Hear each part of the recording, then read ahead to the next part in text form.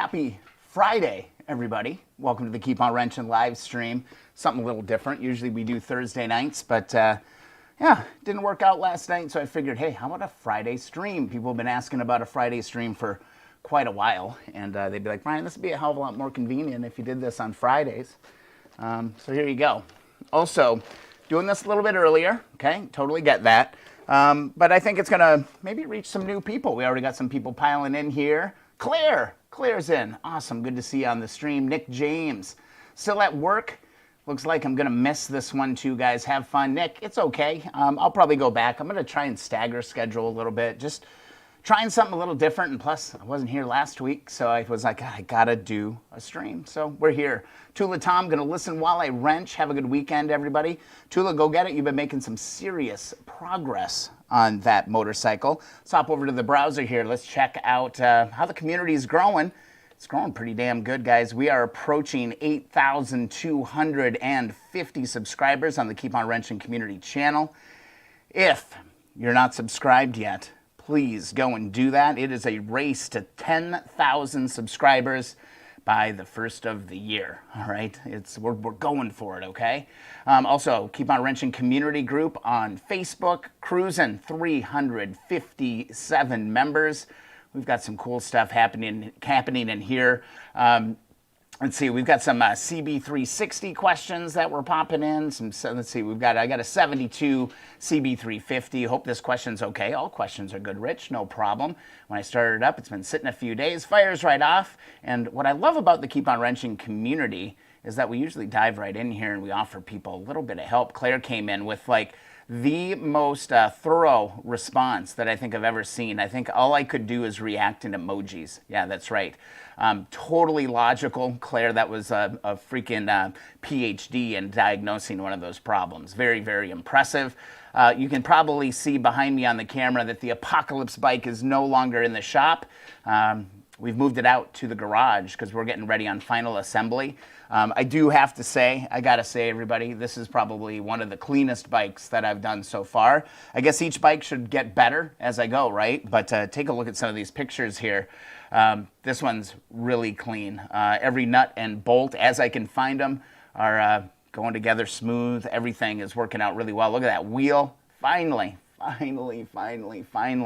we've got two wheels for the Apocalypse bike. Shale's just popping in. Awesome, good to see you. Thanks for hopping in on the live stream. Hope you appreciate this a little earlier time. Thinking about the people across the pond for sure.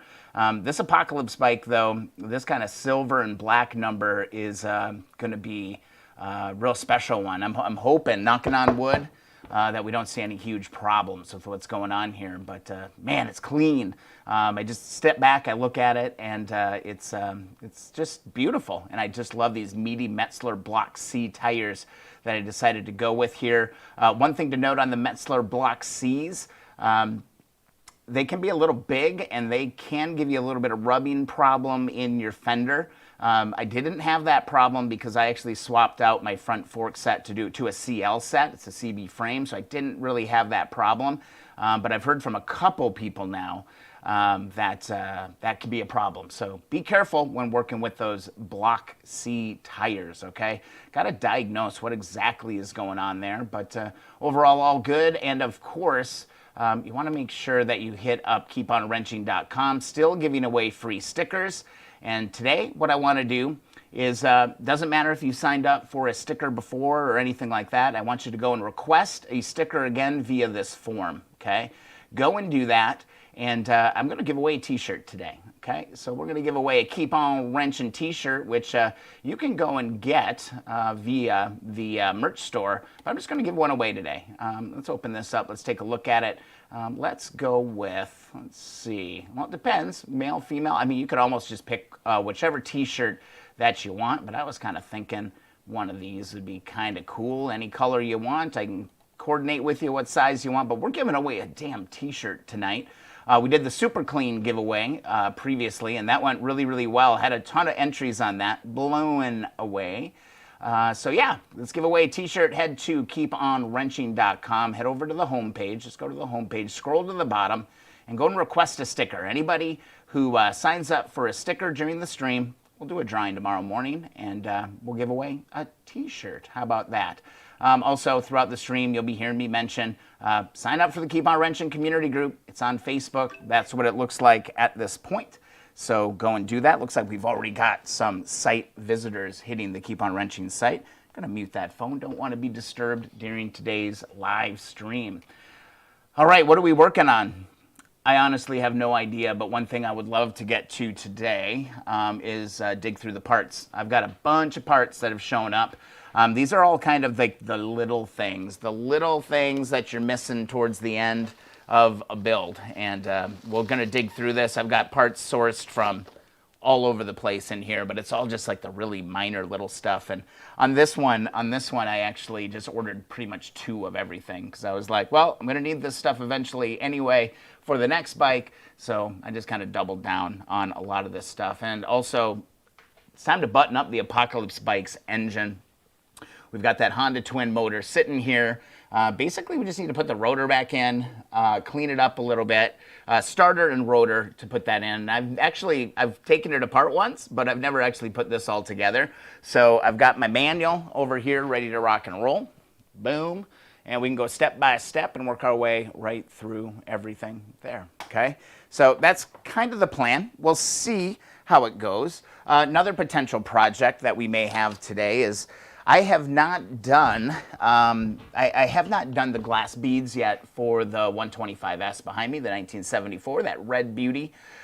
So I need to do that as well. So it's kind of like pick your adventure, choose your own adventure kind of thing today. So it's Friday, everybody. It is 4:06. All right, time to crack a frosty beverage. We're gonna go with the 2 Hearted Ale today.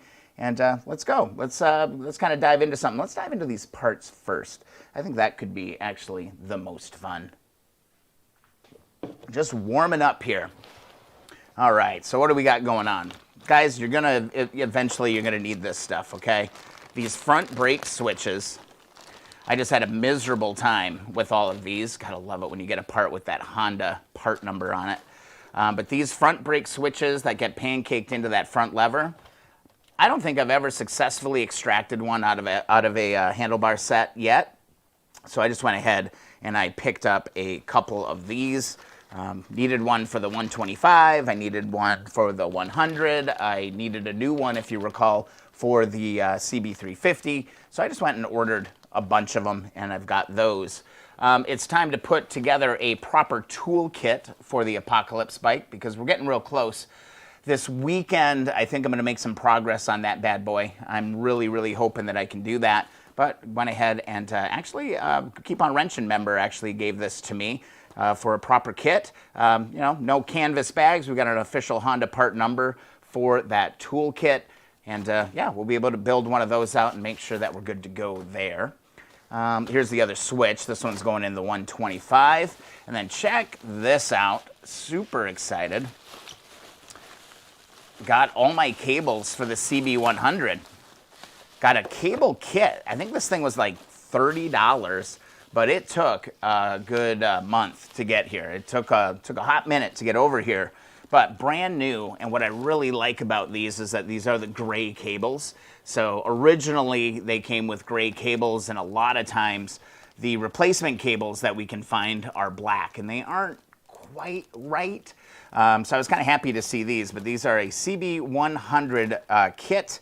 Let's see, can we figure it out? Do they even tell us what these are? No, but we're going to be able to figure it out. This one looks to be a taco cable right there, a nice little shorty. Here's another one. This looks like a front brake cable.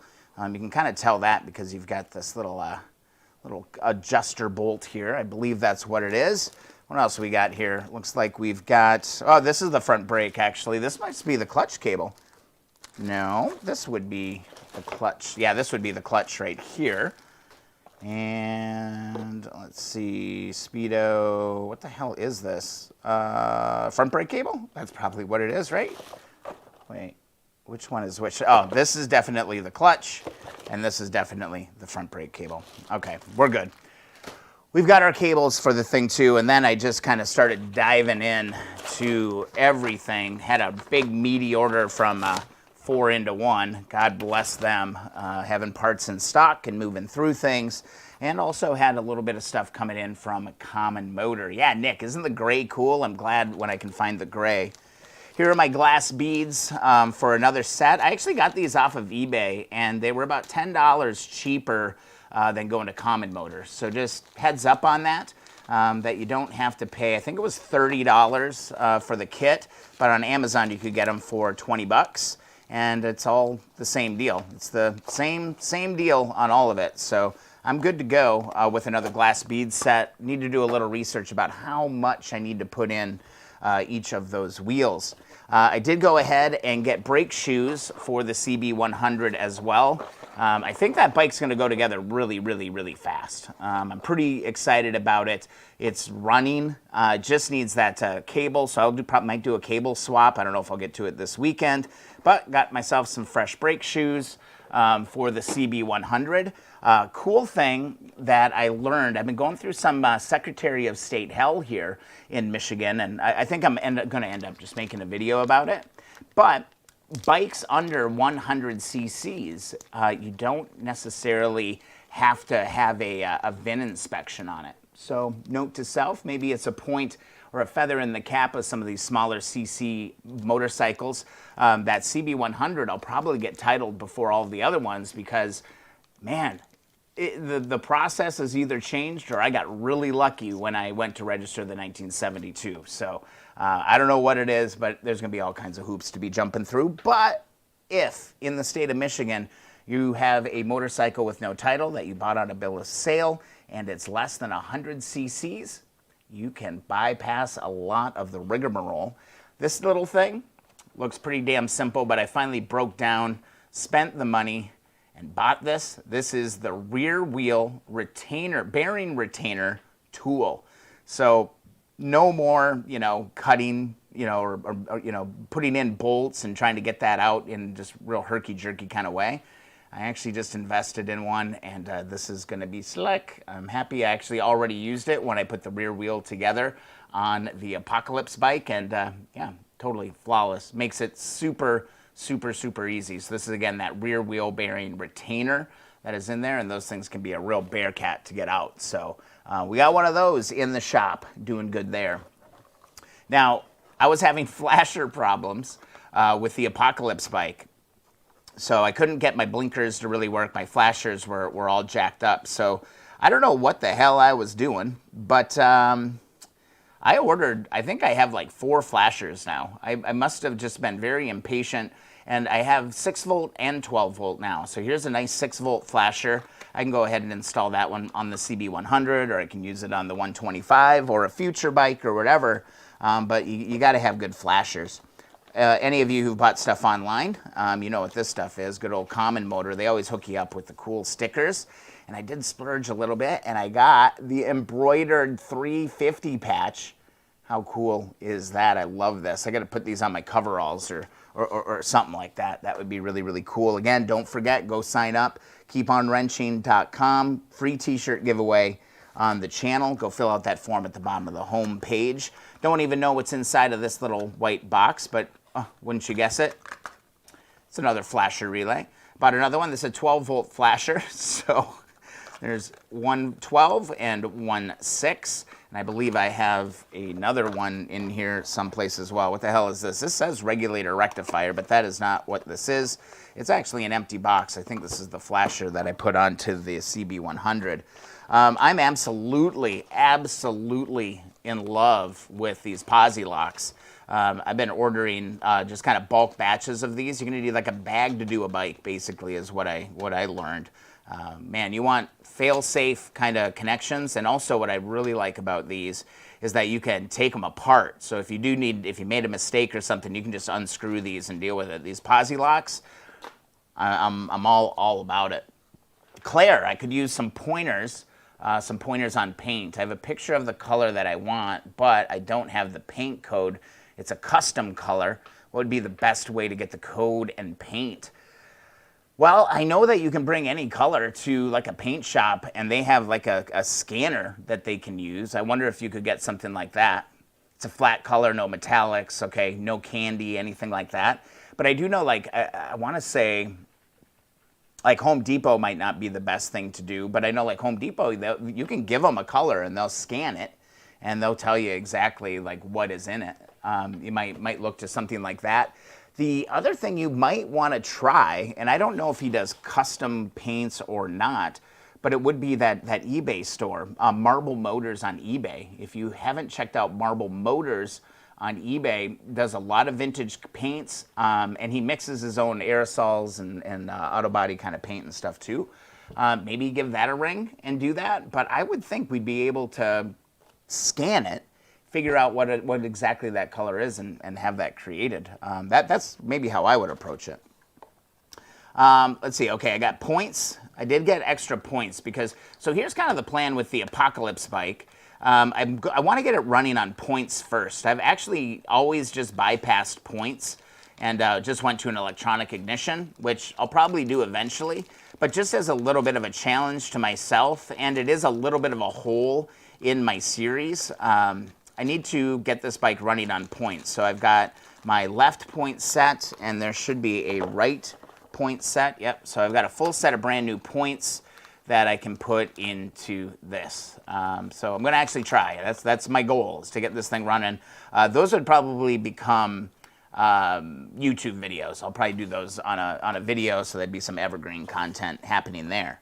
All right, super excited about this. This again took a very, very, very long time to get, but how about those? Badges were missing on the CB100.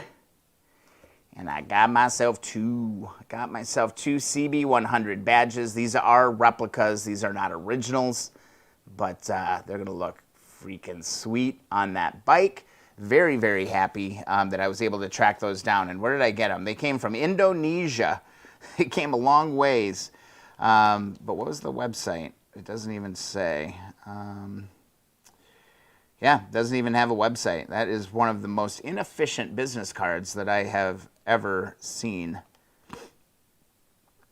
Yeah. You can talk to them through WhatsApp. Interesting. But yeah, no website or anything on this. So that's like the most worthless business card that I've ever seen. I'm going to wrap up these badges because I do not want to nick these up. They're perfect. They're going to be beautiful on that little CB100 that I've got. Also, working with electrical, it's always nice to just have extra fuses. I was running pretty low. I only had a few on hand, so I picked up a batch of fuses just in case I run into any problems. What the hell is this? I don't even remember what. Oh, I totally forgot about this. I got my flags from a map, because I'm going to go ahead and put a map on the wall and start plotting where all the viewers are coming from.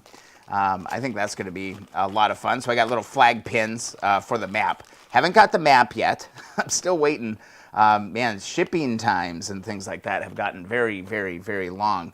As you can tell, guys, it's just going, nitty gritty, small detail kind of stuff. Already put my spark plug boots on the Apocalypse bike, so we're good to go there.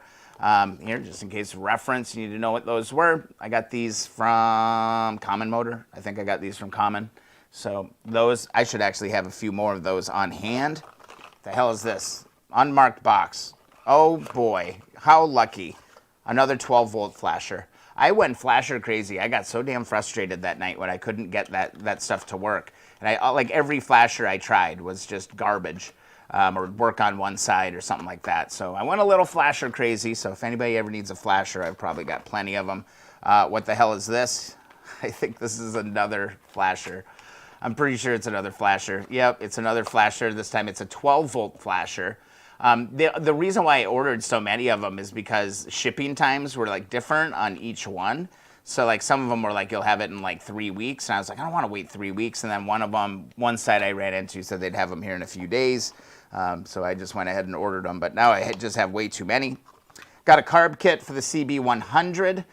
So we can go ahead and do a carb refresh on that. So that's got everything you need. Again, I've never rebuilt one of these carburetors, and now I've got to do like 2 of them because I've got the 125 and the 100. But got a carb kit for each one of those. I already purchased one for the 125 quite a while ago, so we're good there. So a lot of 100 parts, a lot of CB100 parts going here. The other thing that was really hard to find, man, I could not find these at my local auto parts store, were 6-volt bulbs.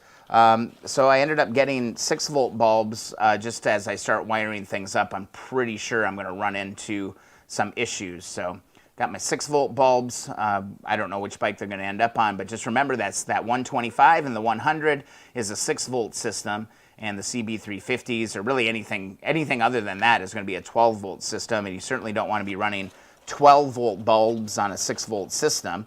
So yeah, these are all 6-volt bulbs. I should actually put these in like a really safe spot so I don't start destroying them. This box says that it's a reproduction left switch assembly, but I did not order one of those, so I'm not even sure what the hell this is. Oh, it's a float. So, okay, so the kit I ordered, I think, had a float in the kit. So they just threw it in another box. But this looks like a CB350 float to me. I wonder if they're the same. I might have to open that carburetor up and take a look at that. But we got a fresh float just in case we need it. I'm actually going to take that, put that there. I'm going to put these bulbs inside this box just to make sure that they don't get drop-it on the ground. So 6-volt bulbs are in, which is great. I did go ahead and get one new spark plug for the CB100, so I'm good there. I think that one's going to go really, really fast. Got a little common motor pin. Common motor is getting a lot of love, man. I'm telling you, the swag they give out is the best. And then right here, this should be the gasket set, full gasket set for the CB100 as well. I believe that's what this is. Yeah, yep, CB171. So we got everything. We've got our crush gasket for the exhaust. Looks like we've got full side panels, everything for that. So I don't know how deep I'm going to have to go, but I'm going to have a gasket for anything that I'm going to need on this project. Shouldn't be a problem at all. So those are kind of the goodies. Those are kind of the goodies that I was able to pick up here over the last couple of weeks, and I think I'm in pretty good position. The biggest problem I'm having right now, and it doesn't surprise me in any way, shape, or form, but I did like completely mix up the parts between two bikes. So I was working on the Apocalypse bike the other night, trying to make progress on it, and I'd be damned if I could find the right bolt for this along with other parts. It was a nightmare. It really slowed me down. So one of the things I need to do is come down into the shop and just start to get freaking organized, you know, and get all through it. But oh my God, we got to look at that again. Look at how nice that is. Look at how nice those are. Ooh, I love stuff like that. I love the little details and all of that. I think I'm going to leave the glass beads out because we might tackle that today. That'll be good. And moving right through it. I'm so glad. I'm going to remember this, man. The gray cables. The gray cables, definitely something else. So, boom. That is that. We've got a ton of extra parts, and we got a fresh battery. We got gaskets. We got light bulbs. We've got new... Let's see. No, I didn't do a new wiring harness on the 100. I wonder if I should look for one of those. I don't know. I don't know. This is kind of what I want to focus on today, though, everybody. Thanks so much for joining the stream. A little bit different, and I think it's going to be a lot of fun. So let's get to it. All right, let's go. Hey, all right, we've got some entries. We got some entries coming in on that T-shirt. Don't forget to go to keeponwrenching.com, and I'll get you a free Keep On Wrenching T-shirt tonight to a lucky winner. Just go to the home page and fill out that form. So, actually, before we get started, I need to share some tragedy with you. Let's look at tragedy, okay? So, a very, very, very, very, very sad discovery was made. So, remember how beautiful I cleaned up this? Like, look at that. Look at how freaking beautiful this is. Side cover, clutch, chain cover on the Apocalypse bike engine. And I was kind of looking, just kind of cleaning stuff up, was going to start cleaning out this back side of it. Notice anything? Notice anything awry on this part? Anything awry on this part? You see that? Broke code. So I spent all this time polishing this side cover to get this thing looking minty clean. And I didn't even notice that this clutch bearing, basically the clutch bearing, that little spring bearing, this whole housing is completely broke. That is a really significant problem. And I'm really glad that I caught it. I think on assembly I would have definitely caught it. But yeah, this should not be looking like this. Really kind of a kick in the pants on that one, because it should look something like that. All right, so if we do a little side by side there, you can see the difference here. See how half of that is caved out, totally gone? Big chunk missing. Yep. So, unfortunately, this is a painted side cover. So,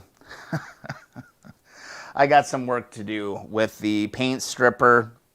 I'll probably try and do it this weekend. Because this one's going to be fine. This one's going to work. It's all in one piece. But I have to go back and do like my least favorite thing in the world. And it is dealing with paint on these aluminum covers. It absolutely drives me insane. I hate it so much. It's just such a pain to clean. But with that said, I'm really glad that I caught that, because that would have sucked to be like getting the chain on, getting ready to put it all together, and then trying to get that clutch adjusted and keep having that thing popping out. It could have just been a huge pain in the rear. So this part, this part, as far as I can tell, is garbage. It's pretty garbage. But there ain't no saving this. I'm sure there's maybe some aluminum welders that could come in and maybe fix that. But to me, this probably is going to end up in the junk pile, unfortunately, because there's not much I can do with it. There's nothing really else that I can salvage from it. It's just a sad deal. You know, it's just a really sad deal. I'm not sure how the hell that would happen, because it sits on the bike like that. The chain would be on this side, or wait, the chain would be on this side going out through here. So I don't know how the hell you break that, unless it got dropped at some point and it just broke. But that ain't no minor thing, you know. That ain't no minor deal on that. So we're going with this one. Luckily, you know, as you can see, I have options. Lots of options for parts in the Keep On Wrenching shop here. I was able to kind of dig through there, find a good one. I have one other one, I think, on the shelf, and then I've got a couple motors in the shop as well that I think those have their covers. So it's just one of those deals. You know, I've got to work my way kind of through that. So kind of back to the table and why I'm looking at all this stuff. I wanted to show you all of that first and foremost. Let's move this stuff out of the way. We don't need it today, because I ain't stripping paint in the house. That's going to be an outside job for sure. Let's see. So, got my starter cleaned up. About as good as I'm going to get it. Good enough for me. It's nice and cleaned up. This needs to get reinstalled onto the engine. Still need to do a little bit of gasket cleanup, not going to lie, on this, but I'm not too worried about this. This is going to go on later. I don't really want to focus on that today. So this is my spring for that, and this. So don't need to worry about that. But this is kind of the part that I'm really looking at, and it's my rotor, magnetic rotor hanging out here. And this thing's been sitting apart for quite a while now. Honestly, I vaguely remember even taking this stuff apart. So nice and clean. Got the rollers inside of here. Got to make sure I get that stuff all right when I put that back together. Yeah, it's just kind of a puzzle. There's some small little movie parts inside of here that I need to deal with. Yeah, fun stuff down inside of here. Oh man, that's going to be finger pinching good stuff there. So I'll leave that. We got to deal with that. And then additionally, we've got the retainer. We've got the chain, and then we've got that main sprocket here. So I just got to kind of actually just remember what the hell's going on. And then here, I'm so glad I didn't miss this. There's a, what's the term? I can't believe I can't remember what they're called. Wood rough key, I think is what they're called, that hold that rotor in. So I did not lose it. Thank God. That would be a very easy part to lose. I've got some rando bolts. I know that that's my end bolt. Oh, I'm not sure what the hell these are for. I've got a new bolt kit. So we're going to kind of, I hate to say it, but we're going to idiot savant our way through this just a little bit today and try to figure it out. So just try and get reorganized here. So much stuff has moved in and out of the shop that, you know, I'm just like, where do I start? What do I even do? This is all point stuff here. So I shouldn't need that. I think this is all I need to get this thing going. So I don't know, let's take a look. Let's get back over to the motor and let's see, because the Apocalypse bike ain't going nowhere until we get this put back together, right? So what have you all been working on? Tell me about your adventures. Been seeing a ton of progress. I've been getting more messages than ever about people completing builds or getting first starts and things like that. So what have you been working on? Let's take a look at the book. What's the book say? All right. I'm going to go and hop on over to installation. Let's see. Mount the starter motor on the front of the engine with the 2 mounting bolts. Perfect. All right. So I believe I have 2 fresh bolts for my starter.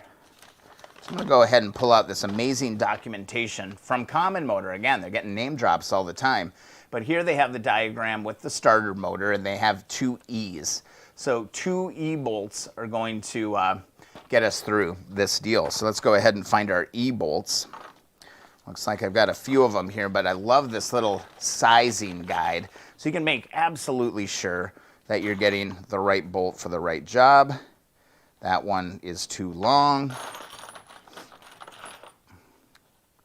That one's just right. Isn't that slick how you can just do that? So there's my one, and I just need to find another one kind of like that. Nope, that one's too short. That one ain't going to work.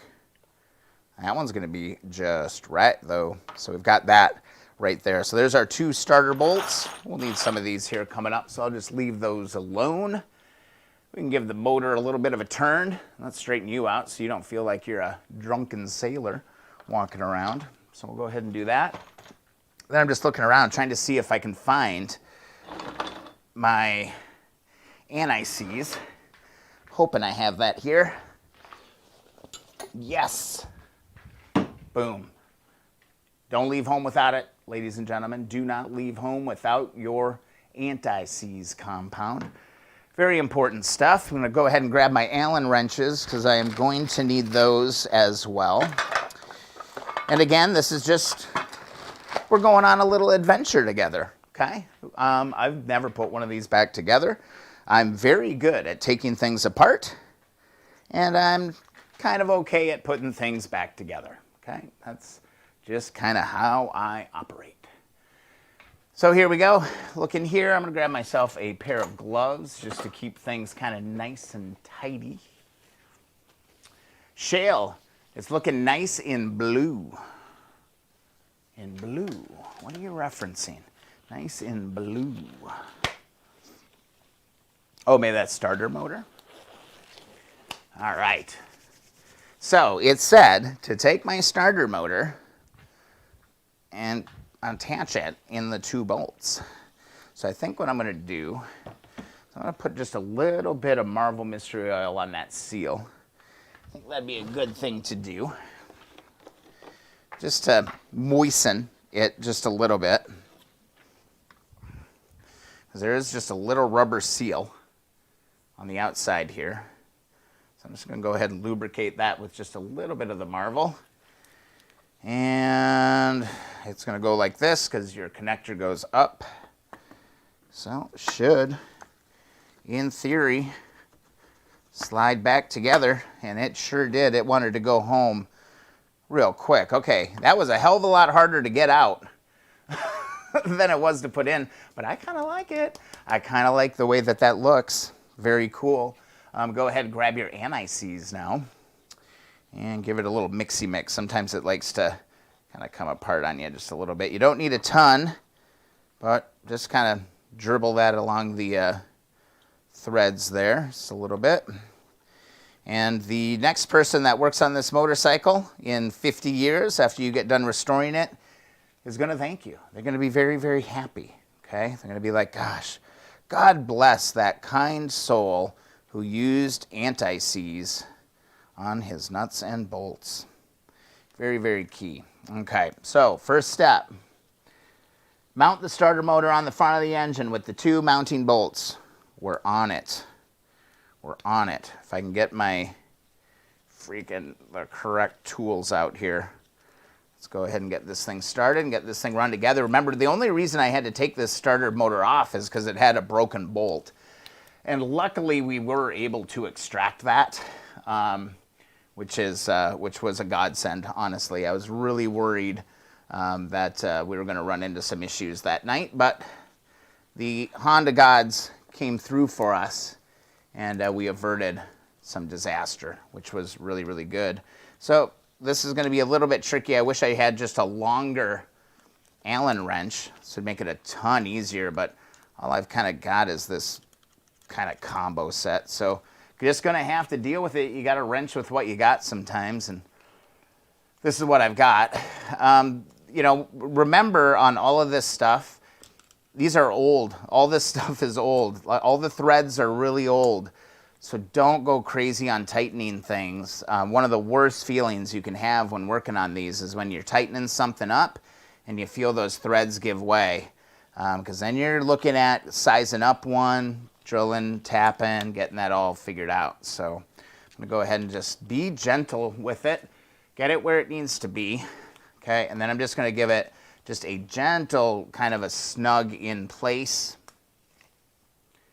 Don't go crazy, man. This aluminum is soft, and you don't want to pressure it. On my on the 1972 CL350, I stripped out one of the bolts for my cam chain tensioner, which was this bolt. Wait, was this one right here that I stripped out. So I ended up having to be pretty careful in getting a bit down in here. This was really awkward to drill out. So I drilled it out, tapped it, and went a size bigger on it, and there was just enough room to be able to do it. So there we go. Step 1 is complete. Those bolts are in. I feel good about that. Step 2, install the starter motor chain and the 2 sprockets at the same time. Love the detail of this manual. Very, very clear. So, got this, and I got this. So, I'm hoping there's a reference point here on how the hell which orientation this goes. I'm pretty sure, well, let's look at the pictures and let's figure it out. Boom, ba-doo, boom. Here's a picture of it. Not a real great picture. I just wish I could pinch and zoom. Wish I could pinch and zoom and take a look at that a little bit closer. Okay, it definitely looks like the raised edge is forward. I can totally see it in this picture right there. So that's going to go that way. And then the smaller one is going to go that way. Actually, there's one little, it's different, guys. This is all important stuff. See, this ridge is a little bit taller. This one's a little bit less.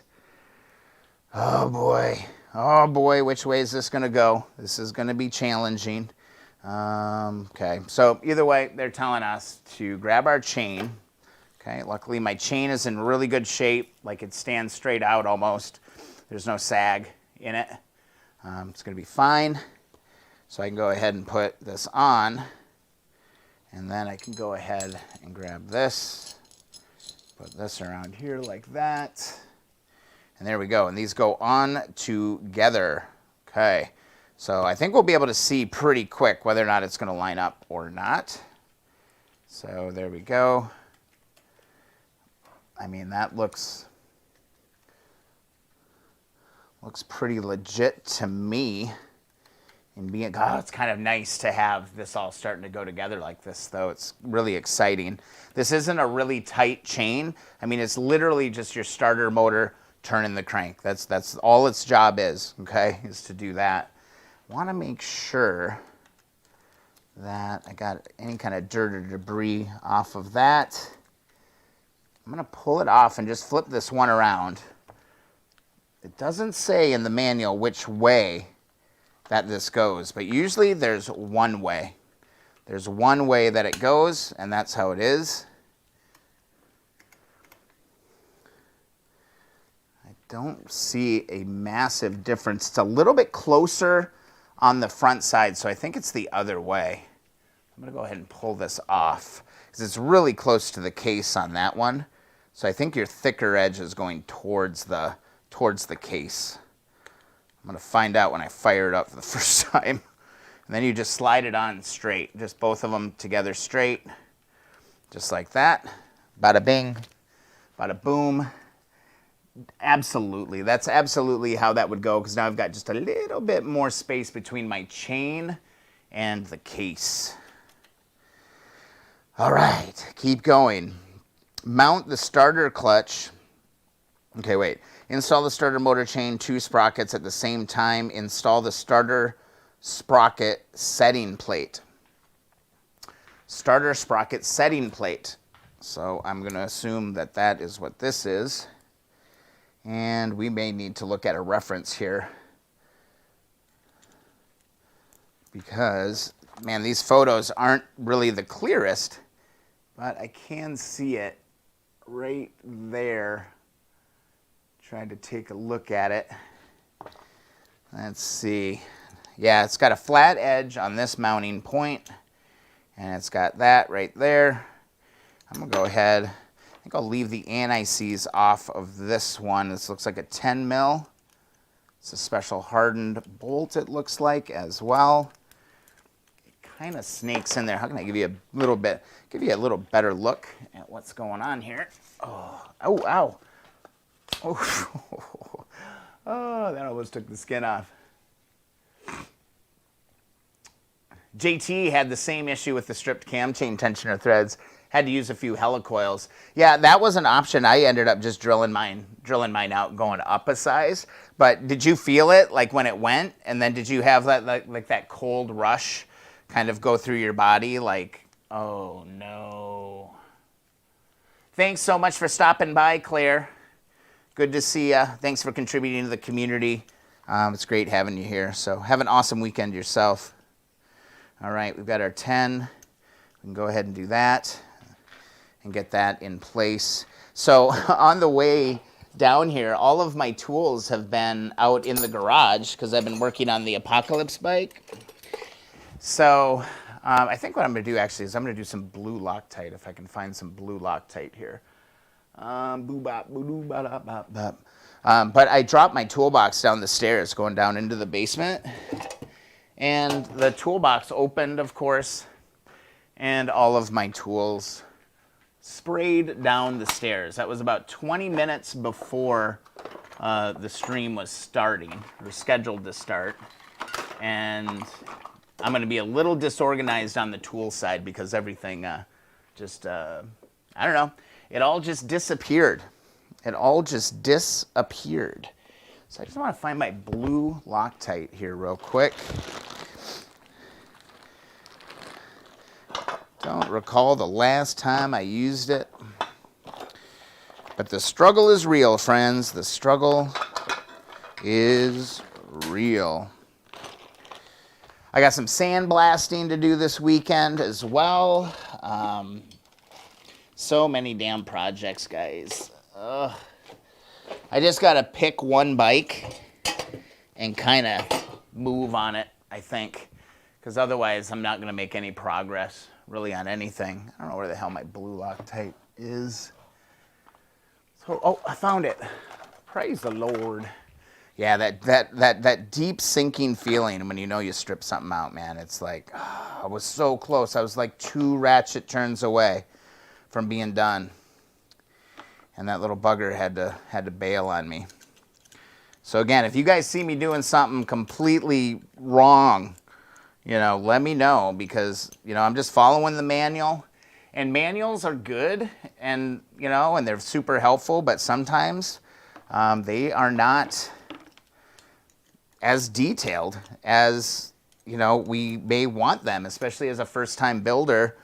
You know, sometimes the detail just isn't there, you know. So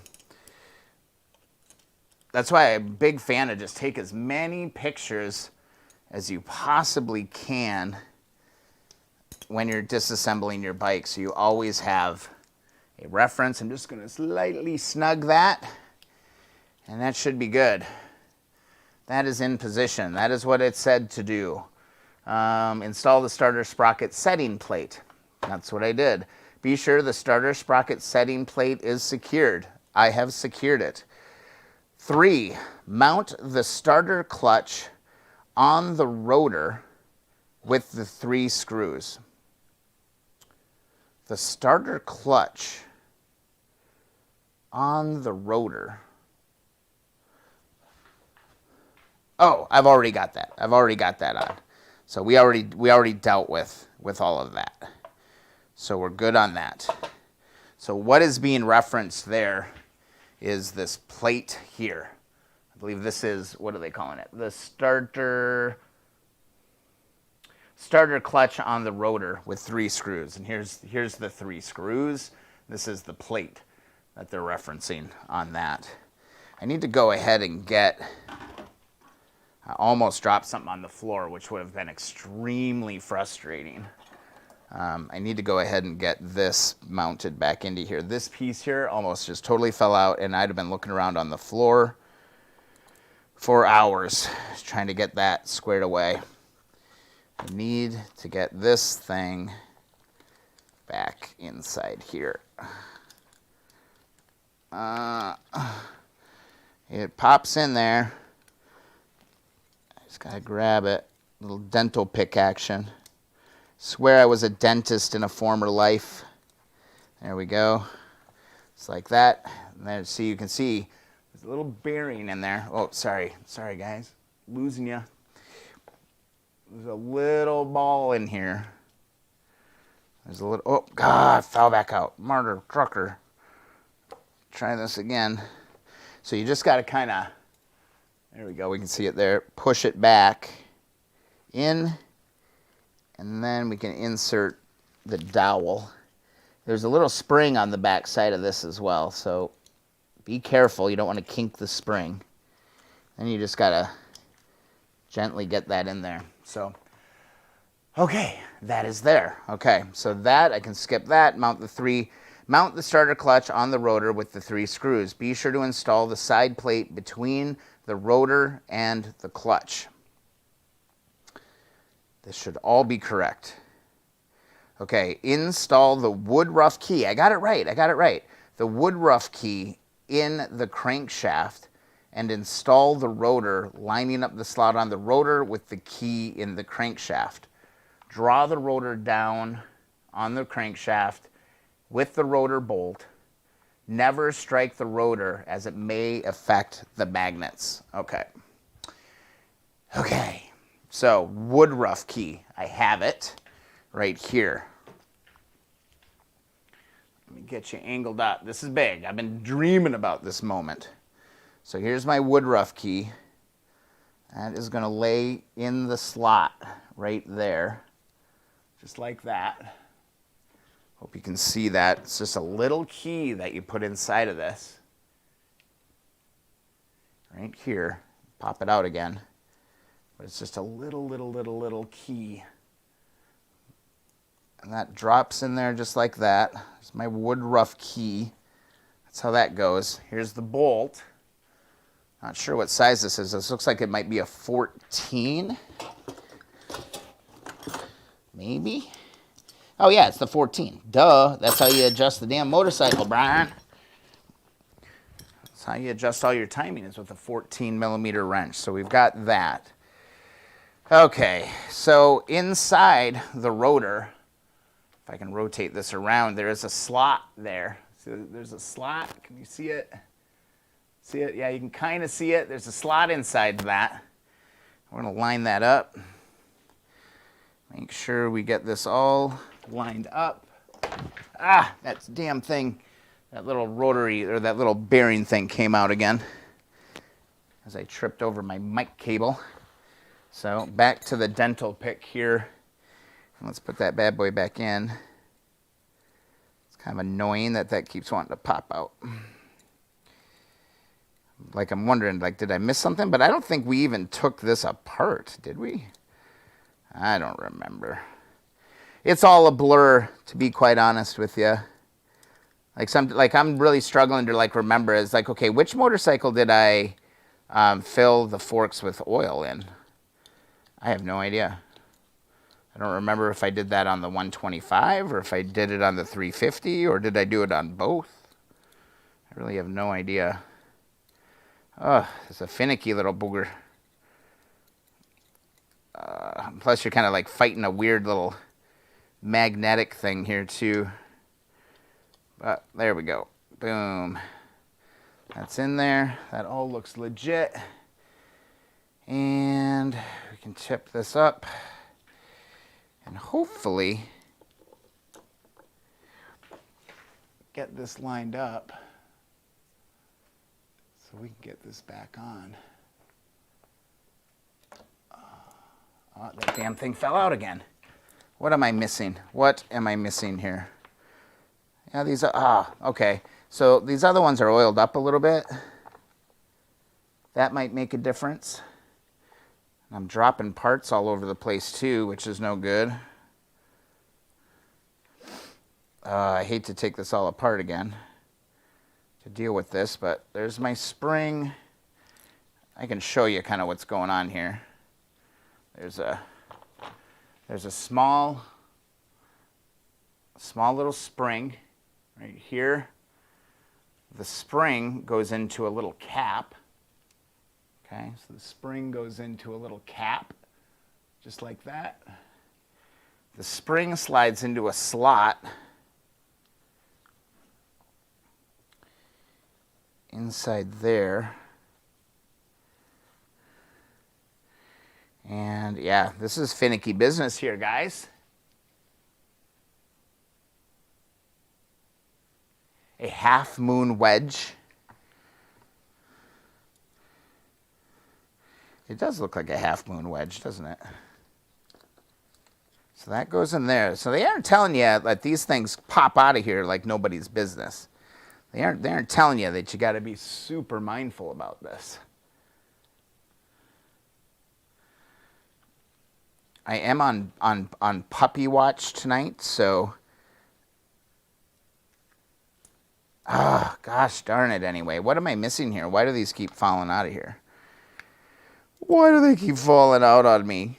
I just want to put you home. There we go. Oh, God, I had it. This is some tedious stuff here to get these to go in here.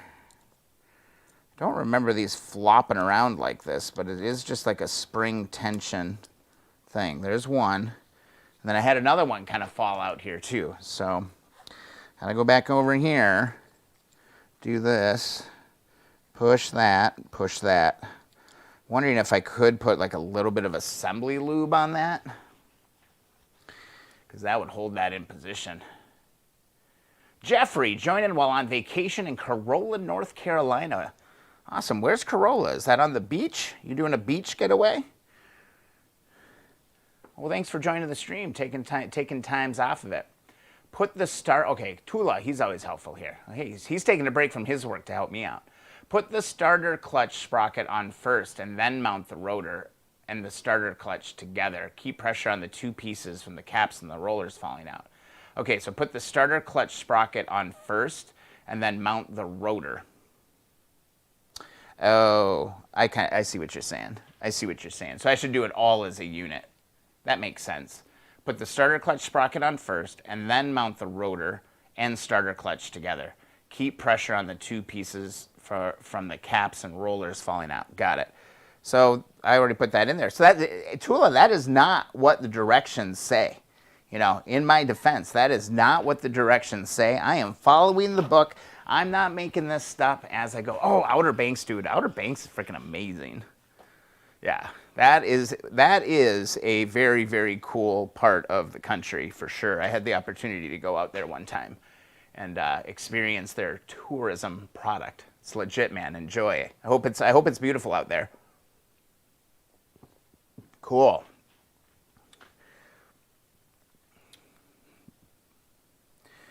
Or Tulatom, I could just put a little bit of assembly lube on there to hold that in place, right? But I am following it by the manual. But it's a gravity situation. They stayed in there that time. But man, you gotta get it lined up like freaking perfect right away. I'm gonna try it one more time.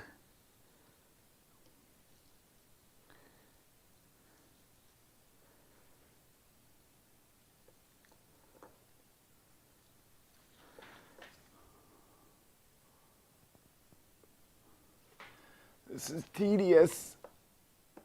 Ooh, I felt something go. So then I can grab this bolt.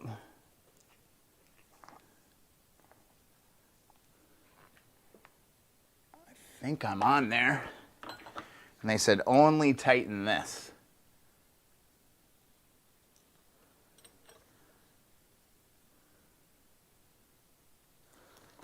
I want to make damn sure that I am lined up on that. If this doesn't work, Tula, I'll go back to your thing, but that is not what the book says, bro. Boy, that is tough. I wonder if you tilt that wood rough key just a little bit in there and then it like puts it all together. You should be able to feel it, I would think. There. Am I on there? Oh, I need my flashlight. I need a light just to see what the hell's going on there.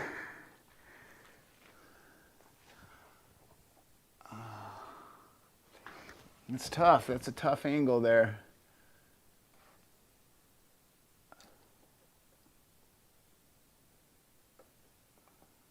And everything kind of reflects off of everything too. Yeah, those bearings are staying in there. It's just a little bit. It's like a 1230 position. Do not want to screw this up. That should be there. Not the best angle for you guys. I'm sorry about that. I'm focusing. I want to make sure I get this right. All right, I feel confident that that is in there. And now I think I just try.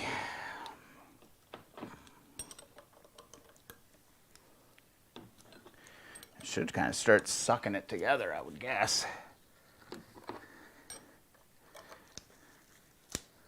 It's going together nice and smooth.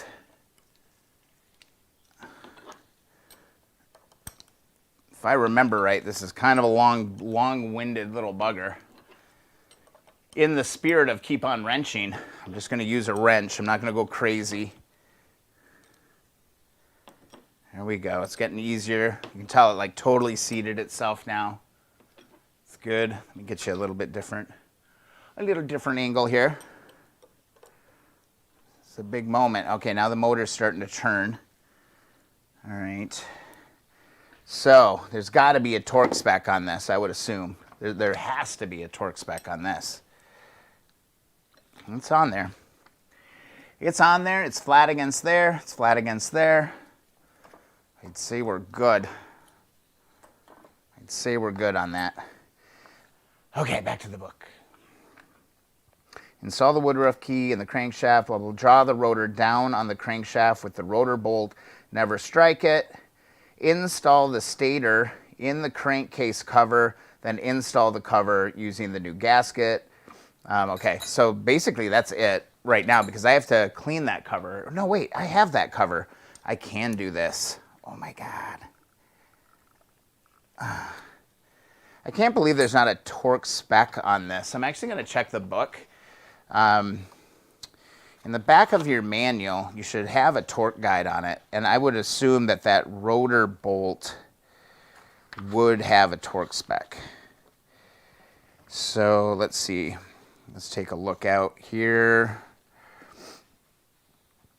Front suspensions. Where's my torque guide? Torque guide. Here you go. This is a pretty handy little page, you know, to have.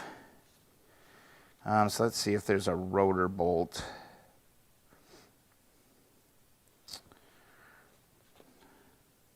Brake, steering, clamp. Handlebar, engine mounting, swing arm, rear shock, rear axle, stem, handlebar, lower, spokes, swing arm, axle nut, mount engine bolts, axle, sprocket nuts.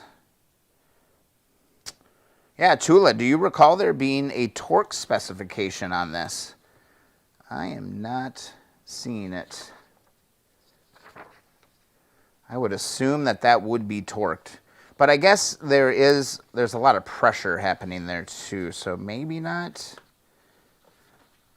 I'm surprised that there isn't a torque specification indicated on this. Yeah, it just says time to go to the cover. So we push this motor back out of the way here a little bit. We're going to need this cover. This is how pretty it's going to be. It's going to be really nice. And I need to find that cover. Oh my God. This is a win. This is a win. Yeah, on the rotor, I would guess that there would be a torque spec on it. I don't see it. We might have to Google that. Like, what is the torque spec on this? Because it's not in the book. It does not say what to torque that to. Don't mind me, Tula. You just keep working on the stuff. There is not, unless there's another torque guide in here someplace. I just don't remember. Man, a manual, like manuals are great, but they do not always tell you everything you need to know. So right now I'm on 79, so I'm in the right section. Ooh, engine torque specs, 93. I think I got it. All right, those torque specs are in a different area. So 93. There we go. I found it. So here we go. Engine torque specs right there. Now we're going to get it. All right. Hopefully. Okay, crankcase cover, cam case, cylinder head, main bearing camp, alternator mounting bolt. Here we go. That is 16 to 17 and a half foot-pounds. 16 to 17 and a half. So I'm going to go ahead. I have my torque wrench right here. And let's get this bad boy to 17 pounds. 20. Make sure I'm on foot-pounds. There we go. And we'll get ourselves up to 17. That looks like 15. So I'll go kind of right in the middle of those two. That should be good. I just got to find a 14, preferably a six-sided. Preferably a six-sided socket. Again, remember, I dropped all of my tools down the stairs, but I found one. All right. So we're gonna have to do the penny trick here. What's going on? Oh, you keep came from turning truck to bullet. Yeah, I know, Tula. I know, I see that. So best way to do this from my experience was to put something in that. That's gonna be a booger. So how can we stop this from turning? That's our goal. And, oh, it's so nice to have a motor that turns, though. But that's not going to get us to our torque specification. I do have, yeah, I know, but I'd have to take the cover off, dude. I don't want to take the cover off. There has to be another way. I don't think there is, though. That would mean that I'd have to take this whole cover back off that I just put on. So that's a good lesson.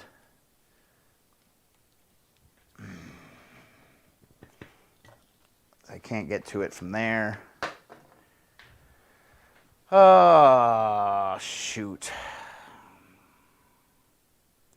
Yeah, because you can jam a penny down inside of here. There's gears inside here. You can slam a penny in there. Yeah, it's got to be an old penny. That's a good point, because the pennies are just garbage now. You need a good old penny. Oh, God, I don't want to take that cover off, though. But that's really my only option. You can use an oil filter wrench on the rotor to protect. Yeah, that was my next route. I have that one, that oil wrench, that miserable little tool that I have that has really never been that useful to me, but I do have it here somewhere. Those things are such a pain in the butt, and what I would hate to have happen, I feel like I should just take the cover off, because I would hate to crack something or break something on this rotor. Yeah, shoot. Shoot.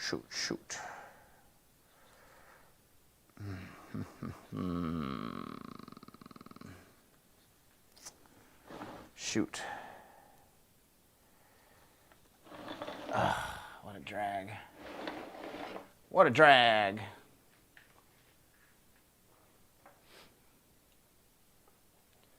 Aiden, good to see you, man. You feel it, huh? You feeling the pain? The struggle's real, man. You're working on a Honda XL 175.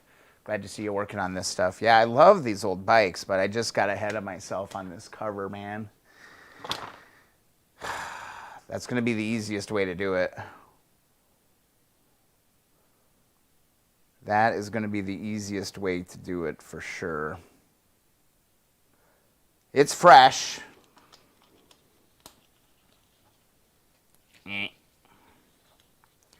That blows.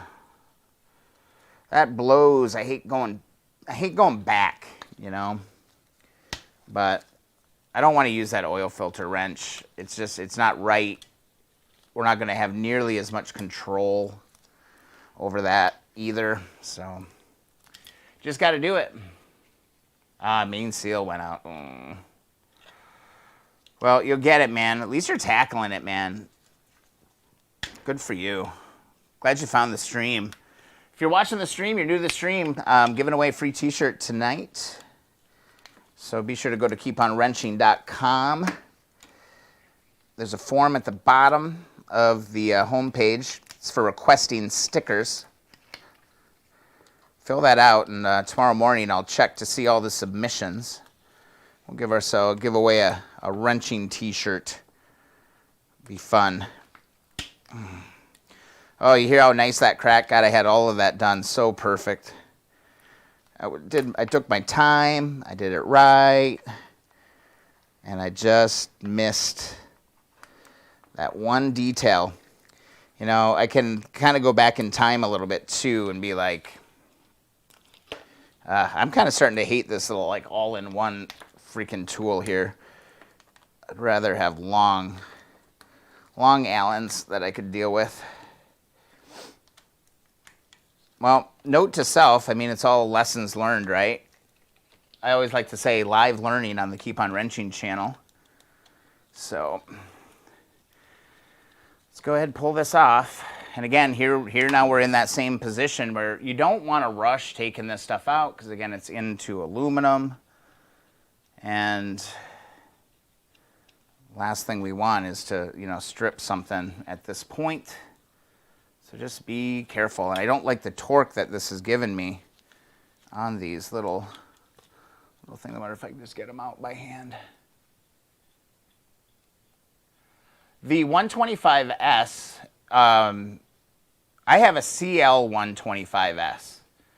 I don't know if they made a CB125S or an XL.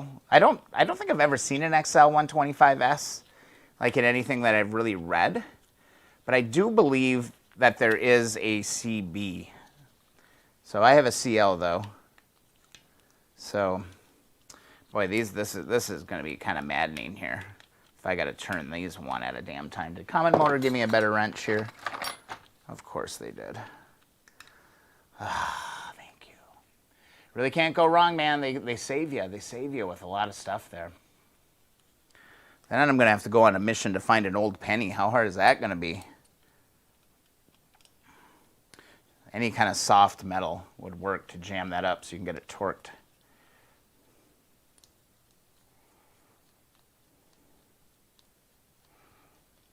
This is cool. If I can do this right, though, this is going to put me light years ahead on the Apocalypse bike build. Like, then it's going. Like, this weekend I might really get motivated and just, you know, do it. I think I could do it in, like, you know, a day. I think I could get it done in, like, an afternoon day, kind of just go with it. Because everything's there. It's, like, totally ready to go. So I'm excited about that. Yeah, Aiden, we can look that up for you here in a second. 125. I don't know. Kind of new to the little bikes are even newer to me. Like the littler ones. I've done a few 350s now. I've worked my way through a few of those. But I'm not sure on that. Let's see, got one more over here. Oh, God, this took so much work. It's just par for the course. Par for the course, right? It's all good. It's all good, man. Oh, it's Friday. It's the weekend. So happy. We're going to make it. We're going to make it. One more down here, and then we should be able to tap that thing off. And hopefully, you know, the gasket's not going to shred. We sprayed that down with grease, so shouldn't be a problem knocking this cover off here once. Let's just see. It should pop off of here. Grab my little rubber hammer.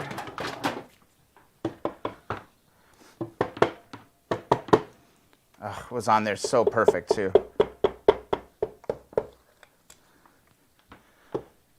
Such a clean job. Gentle taps.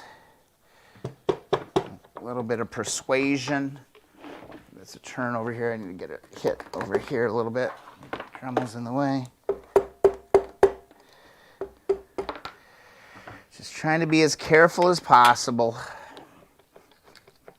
Don't want to muck it up now, man. I really don't want a major catastrophe at this point on this bike because I'm so damn close. So close to having this thing rip-roaring and ready to go. Let me just pull this out of there. This doesn't need to be there, and plus I can grab my finger down in here and grab it.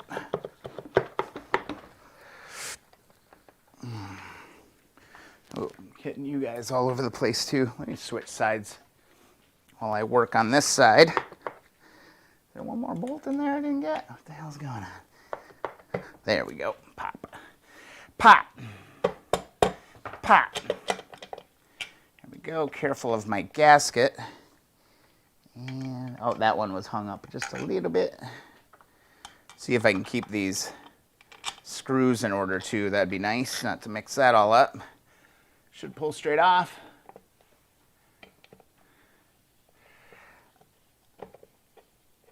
Well, you don't want to do a screwdriver, man, because you can mess up the sprocket gears. Okay, cool. Cool, cool. Okay, my gasket is intact. So I think we're okay. I think we got away with one there. I think we got away with one there. I'm just going to set that all aside there for now. And what we're talking about is getting in here with a penny.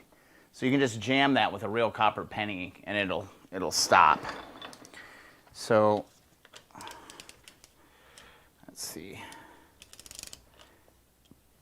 Oh, my motor should be, there we go. So as we're turning this, as we're turning everything, let me give you a look here.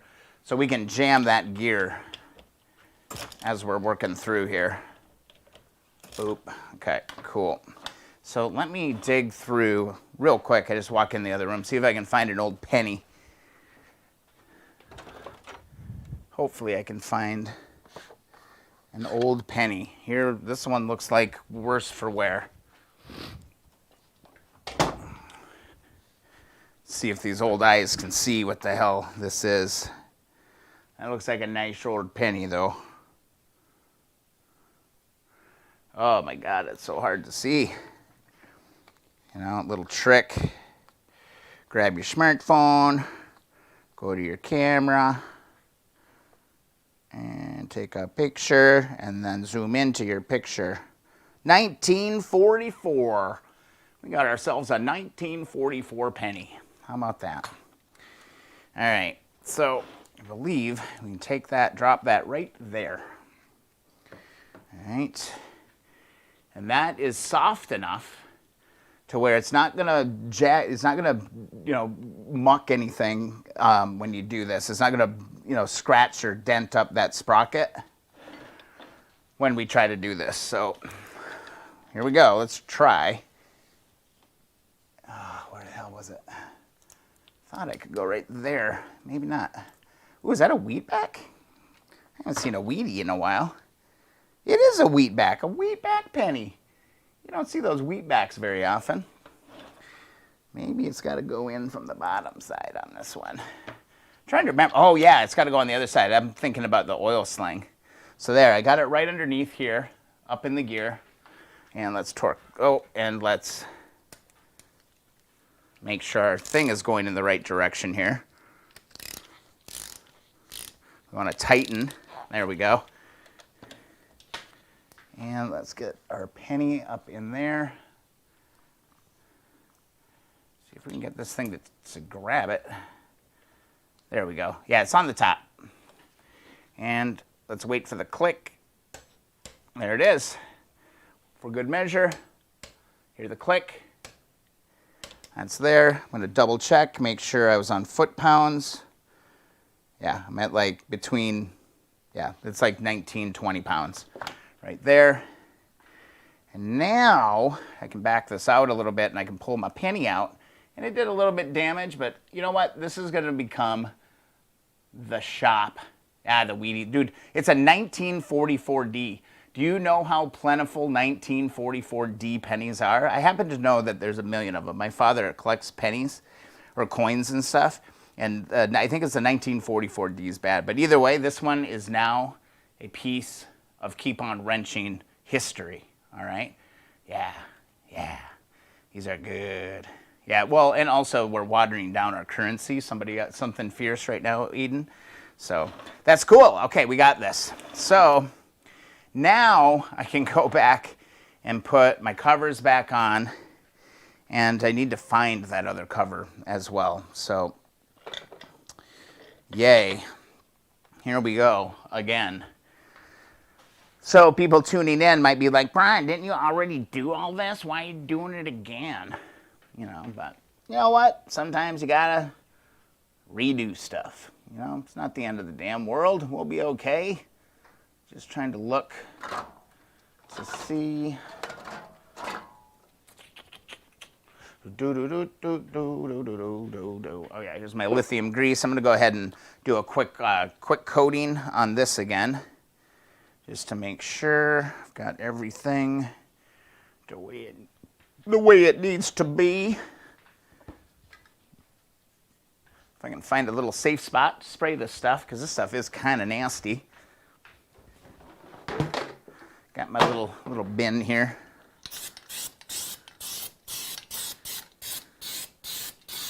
And again, this is mainly, from what I understand, just so that you can reuse these gaskets a few times. This engine hasn't run yet, so, you know, there's no like heat transfer or anything going on there. So, should be fine. Just going to orient this correctly. I'm going to find my 2 tabs. Wait, am I doing this right? No, I'm stupid. I'm doing this. Which way am I doing this? No, that's right. I was right the first time, I think. Wait, no. Oh, God, my brain hurts. My brain hurts. Whoa, I almost dropped it on the floor. Oh, I just have it inverted. There we go. Goes just like that. Goes just like that.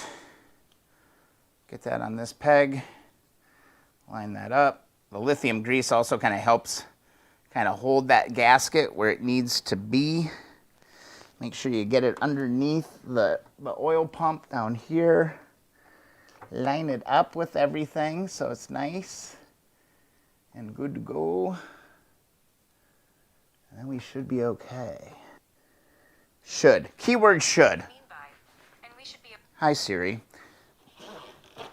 So one thing that's annoying with the Apple Watch is that, like, if you flex your wrist, you know, there it goes. Tell them life happens. Yeah, yeah, I've seen the steel pennies. Yeah, they made them out of steel because they needed all the copper for other stuff.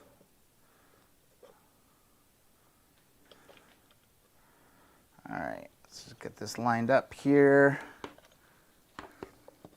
Oh, I got to remember, you guys are with me today, so I got to take you along for the ride. This is a fun stream. It's just a different kind of stream, and I'm enjoying myself so far. I hope you are too. Thanks so much for being here. A little Friday afternoon, Friday evening action. Make sure that one's good. Make sure I'm lined up under here. Remember, you're not wailing on it, you're just tapping on it. Okay? You're not like pounding it back into position. You're just tapping it back into position. And then you're going to let your bolts do all the work. So I got 2 bolts that fell out, but luckily they're both the same. Looks like there's still plenty of anti-seize on those. You want to make sure you do anti-seize on that, because otherwise you'll be getting cursed by someone later on. Screw this thing. This is worthless. This is a ticket right here. Little ASMR action in the shop. Man, we've been going for an hour and a half already. That's nuts. So again, if you missed the last stream, I mean, I'm not tightening these tight. I'm just kind of getting them kind of bottomed out loosely. And then I'll go around, you know, kind of in diagonal motion, kind of tightening these all up. But I'm just getting them started right now. So that wasn't nearly as painful. And we have a wheat back penny that has now been, you know, serviced in the Keep On Wrenching shop, which I think is actually pretty special. I actually just had a visual pop through my head of this bolt backing out and falling down in there. So maybe note to self, just maybe put that back in there. Aiden, any advice on how to tear down old engines? Oh, sure. Lots of advice, man. Is it seized up? I mean, that's kind of the first question. Is it freely moving? Is it seized up? Like, what's going on? Ooh, my puppy dog's going a little crazy right now. It's just me and her. So I may have to go and see what the heck is going on. I think she's just barking at somebody outside right now. But she's good. I took her for a long freaking walk. And we went to the doggo park. She saw a couple of her little doggo friends. And she should be good. But back to Aiden's thing. Aiden, yeah, is it seized up? That's the big question. Is it freely moving? Because I got some streams, buddy, where, or I got one stream in particular, oh, 2 actually. One where we Totally took cases apart. Oh yeah, it runs, but it has to be torn down because the main seal is bad. Yeah, I mean, if it's running and in good condition, follow the manual.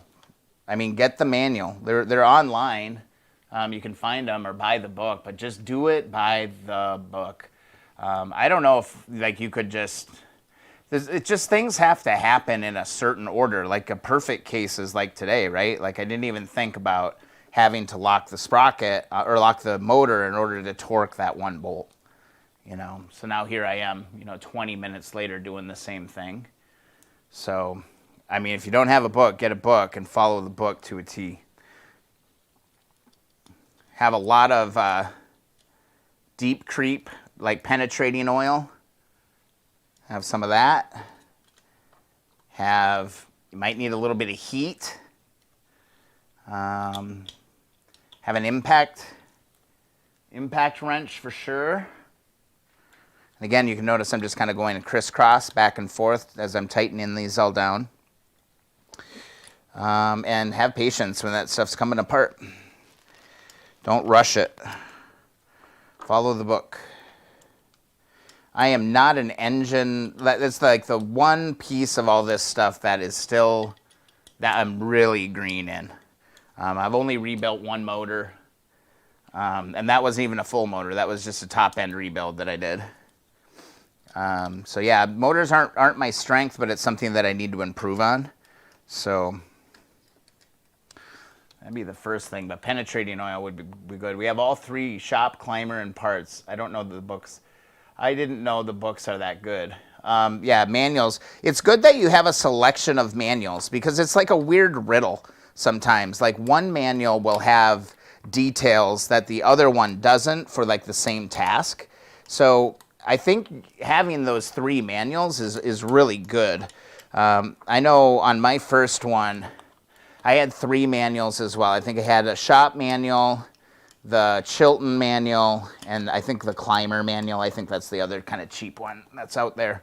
Had all three, and each one kind of came in useful, at different times throughout that entire process. So, yeah, there's going to be a section in those books, talking about, getting to the parts that you're wanting to replace. So, one step at a time, man. Seriously, just one step at a time. Don't just like start thinking like, oh, well, that looks easy, I'll just pull that off. Because you never know like what is going on the next layer, or on that next part that you're going to dive into. So almost done here. Then we can get back to the other side. Glad that went so smoothly. Only casualty was a slightly dented weedy, and that's okay. Maybe I'll give it away on the final stream of Keep on Wrenching. Start giving away all the stuff. So here we go. Put this back on. No harm, no foul here. This is back together. And we've got this back together. And this is all good to go. So we should be good. We should be good on this. I feel like there shouldn't be motion here. That should be rigid. I should be able to turn that left without that turning. I'm almost wondering if that woodruff key didn't catch. That shouldn't do that. Oh, a donor engine? Nice, dude. That's great. Yeah, because it's going this way. I don't want to run it that way. But then it's like spinning back.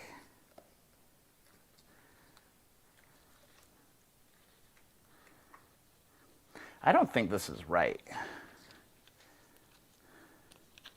Because that should be a rigid piece. That whole unit should move. And right now I'm seeing it move.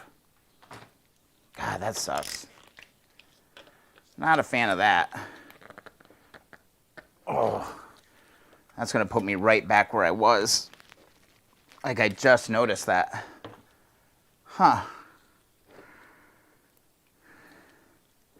It's like the woodruff key didn't catch, or what's going on here? because this should not move once it's on that shaft. Shouldn't move at all. And can you see that, how that's moving? It's not moving the engine. That's a problem. Yeah, that would be a problem. And it should always go this way. It should always go counterclockwise. Yeah, that's not right. Something's off here. Because that should be rigid. I'm not going to be able to time that motor if that is the case. Not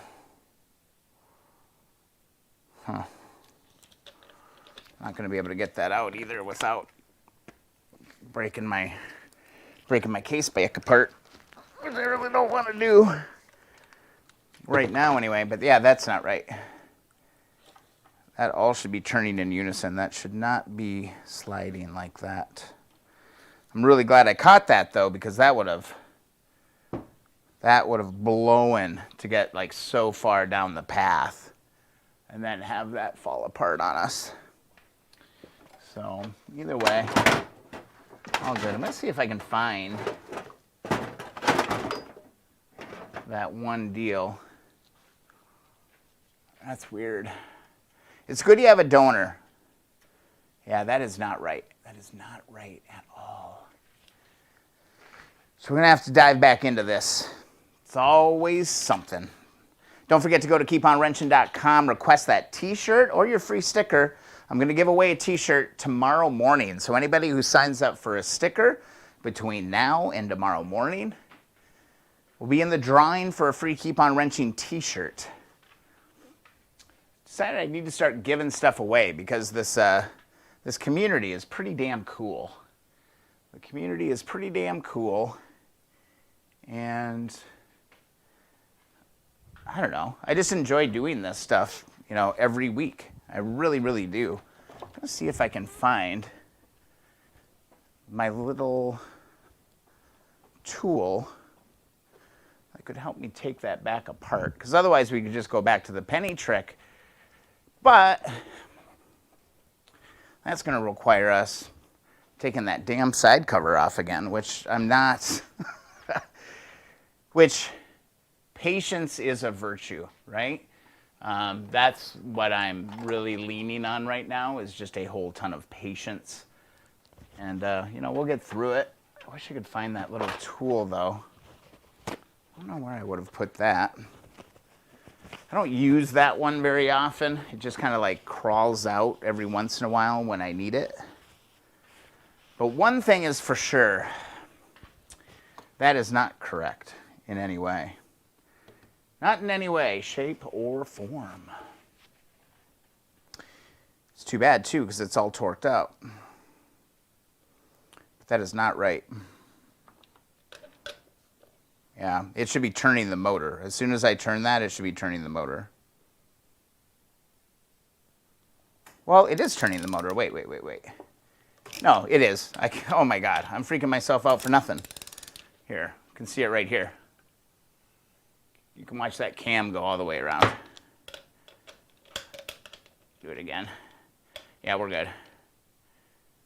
Turning. Yeah, I think we are actually good. I think I'm just getting super paranoid. And then, wait, so you can see turning. You go down here. Turning. Yeah, we're fine. We're fine.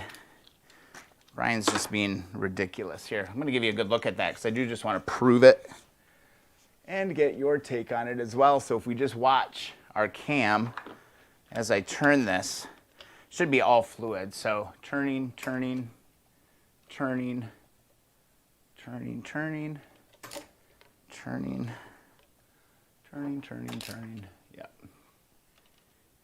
Turning. Just doing it again. I don't want to do it too much because I don't have my cam chain tensioner and stuff all in there right now. But, you know, I think it's okay, JT. Wouldn't you agree? As I'm turning that, I think it's good. I don't want to do it too much, though, because I don't have my cam chain tensioner on there. I don't want to muck anything up. But, yeah, I think that's right. Yeah, I was looking at it from a different angle, and I was like, that doesn't feel right, but it actually, it is as I'm turning it and pulling it around. So it is right. It is right. It is right. Okay, so I need to find that cover. So this has been, geez, this has probably been almost a year since I had to deal with this cover. That's for the 125. Gotta find the cover. Oh, I know I have it someplace.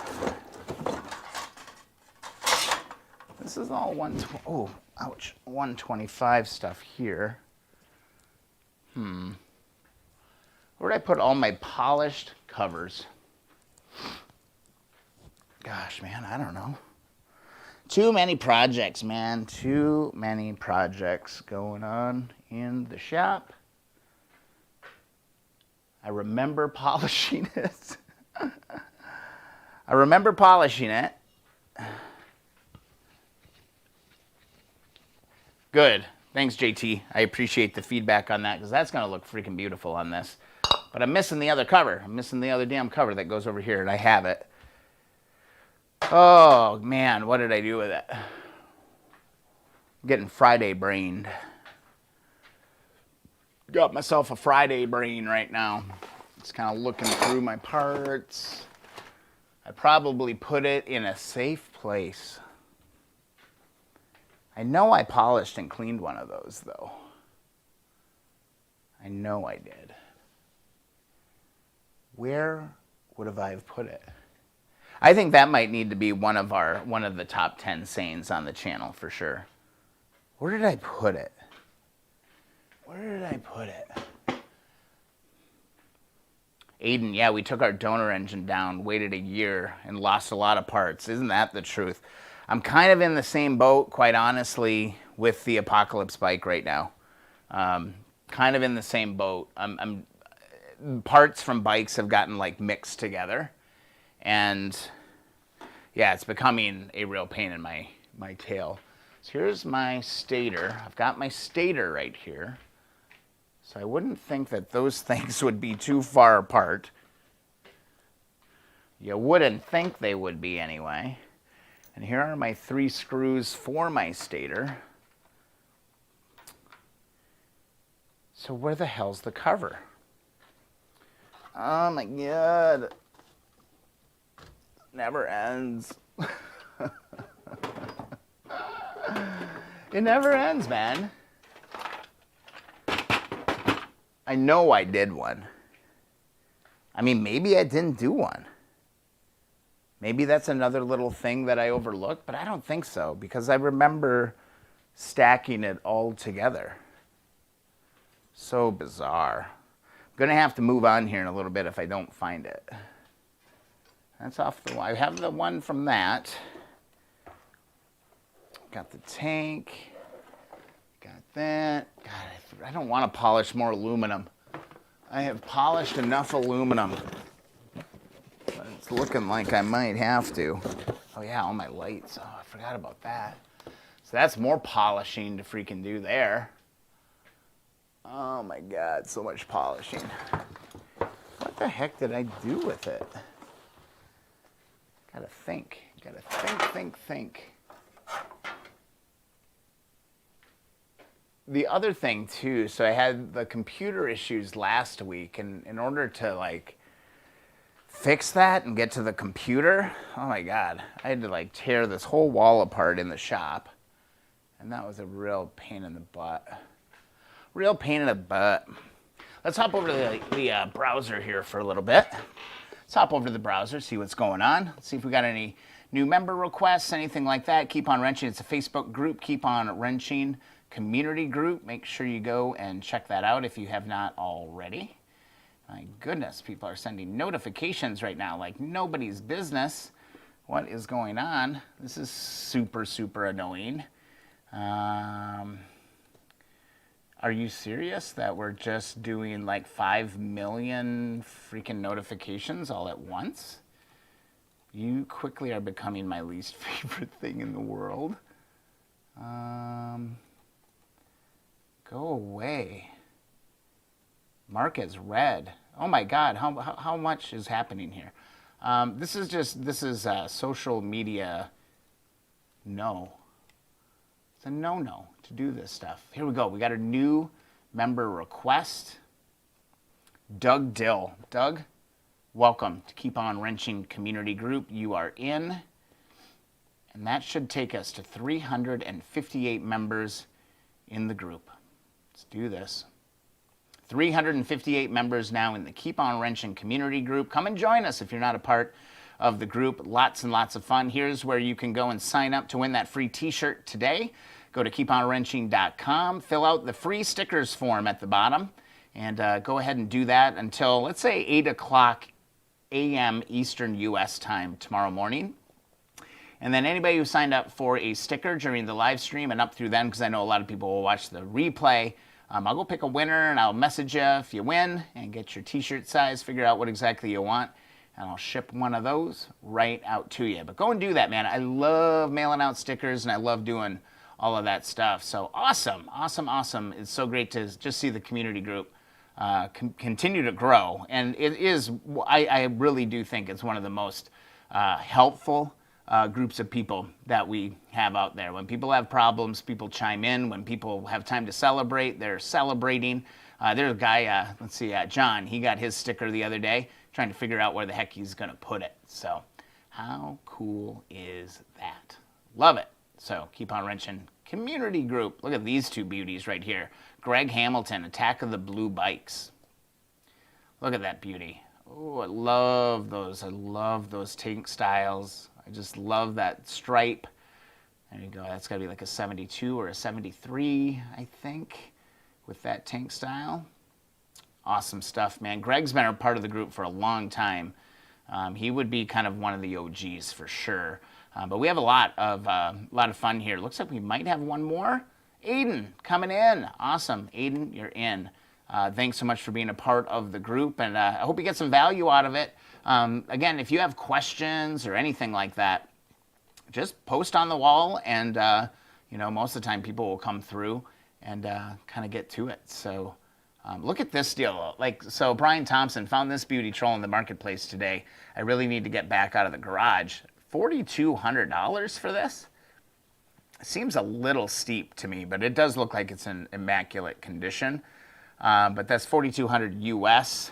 Oh, museum quality. Oh, wait, okay. Museum quality, all original, not restored. 4,000 original miles, pristine conditions, come all with the service records toolkit, original title. Yeah, that's probably worth it then. That is unmolested. Damn, look at that. I didn't read the seller's description. Like, if that's true, holy buckets. 4,000 original miles. Look at that. That's minty. Original toolkit, book, all of it. Yeah, I mean, I think having all of that together, somebody's going to find their dream bike who maybe doesn't want to do any wrenching or pull some of that stuff together. Yeah, that's cool. Yeah, George, yeah, it's a fair price if it runs as good as it looks. Yeah, I mean, that one does look pretty minty. Didn't notice that. But yeah, like engine problems, we're helping diagnose some of that stuff. We've got a lot of experience in the group. And we were able to actually solve that one. That one came down to float level on one of the carburetors was, I think, too low, I think is what was going on that one. But yeah, it's a really, really, really, really fun group. Aiden, I already have got more advice and problem solved in this stream than the whole of YouTube. That is incredible to hear, man. Awesome to hear. I really like the group that we got building here. So spread the word. One of the best ways to support the stream and support the YouTube channel is really just to share it. Get people kind of connecting to it. The YouTube channel is blowing up really well. Again, the goal on YouTube is 10,000 subs by the end of the year, by January 1st. So I'd like to celebrate the new year with 10,000 subs. We're a little off pace right now, so I'm not going to lie. We need need a little bit of a boost, need a little bit of a help. I mean, I think I need like another 20 subscribers a month to get back on pace to get to 10,000 by the end of the year. So, I mean, I think there's over 50 hours of motorcycle restoration content on the channel. It's got to be pushing 250 videos at this point too. And I think I kind of just approach it from a very straightforward, kind of an honest approach. It's like today, you know, we're going through all of our different problems and all this different stuff. Let me refresh the Facebook group one more time. Yeah, Aiden, totally. I think there's just a lot of experience in there. So yeah, people have chimed in. A Yamaha came through there. We've got another member request. How cool is this? Jared, let's get on this. Awesome. And you're answering the questions. A BMW R100 is the dream motorcycle. You're in the group. Welcome to the Keep On Wrenching community group, man. Oh man, that's pushing us. That push us to 360. 360 members, just like that. A little slow clap for everybody. Thanks so much for being a part of the group. I do ship stickers and stuff overseas. I figured out how to do that affordably. Yeah, if you're overseas, I sent some off to Australia last week. So go get your free sticker if nothing else. So yeah, but Aiden, yeah, whatever. I mean, just throw it out there. We might be able to kind of figure it out together on all of that. And also, if you want to just support the stream and what's going on, you can always go and visit the merch store and, you know, go show some love to what's going on the channel. So I'm sitting here trying to figure out what the hell I did with that side cover. And I'm almost positive I have it. So yeah, I really don't know where I would have put it other than on the shelf with all of the other parts. I remember cleaning it though. I remember cleaning it because it's one of the easiest ones. Shale signed up. Awesome, good. I didn't hear my phone go off though. Didn't hear my phone go off. Oh man. What did I do with the side cover? What did I do with it? That has to be on the top 10 list. What did I do with it? Or where did I put it? Or something. Like, there's no way I could have not done that cover, right? Like, there's no way that I could have went through all of that work and not done that cover. Like, I had to have set it someplace safe. I remember doing it. Or do I remember doing the CB100 one? I have no idea. I have no freaking idea.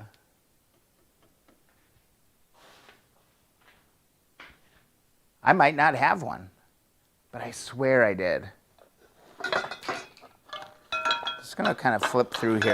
I have so many parts just kind of laying around that could totally get lost.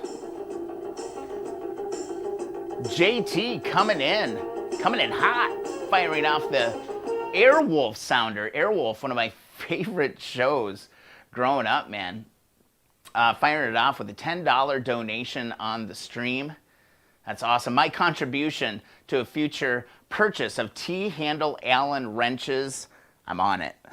I'm on it, JT. I might order some of those tonight because that would make life so much easier. Thanks for the support of the channel, man. I really, really appreciate the support. And damn, just hearing like the Airwolf sounder, hearing that theme song from Airwolf just kind of gets me motivated, gets me feeling really, really good. So JT, thanks so much for the donation. Be sure to sign up for that free sticker, man. I want to send some stuff your way. Good stuff. Good stuff. I'm kind of leaning towards it. I don't have this part. Because I'm looking through all my parts boxes, and my goodness, do I have parts boxes. And I'm not seeing it. Here, don't get seasick. I got to spin here real quick. Got to get my cords untangled. But I'm looking through here, and I am not seeing it. which really blows, man. Which really, really... This one's frustrating. This one's frustrating. I mean, it's pretty straightforward, you know, to install the stator coil onto that rotor once you have the cover, but I don't know. I guess I just move on because we got the hard work done. We got the hard work done on getting this thing back installed. So I don't want to just waste the stream kind of looking around for something that may or may not exist. And plus, you know, I already have that other broken cover here that I need to redo anyway. So it's not the end of the world if I do have to go through that whole stupid process again, which I'm really not looking forward to, but it is what it is. I'm hoping that I just like look up though and be like, oh, there it is. There it is. No, that's not it. Nope, that's not it. Nope, it's not there. Nope. Here's one. Well, I've got no shortage of choices. So I actually just found 2 of them right here. So here's the cover. Here's another one. So I got 2 of them. You know, it looks like I started this one. See that? Looks like I started working on this one, and I don't think I ever finished it. Yeah. But I got 2 right here. Wish I could just go put that damn thing on, but it's got to be beautiful.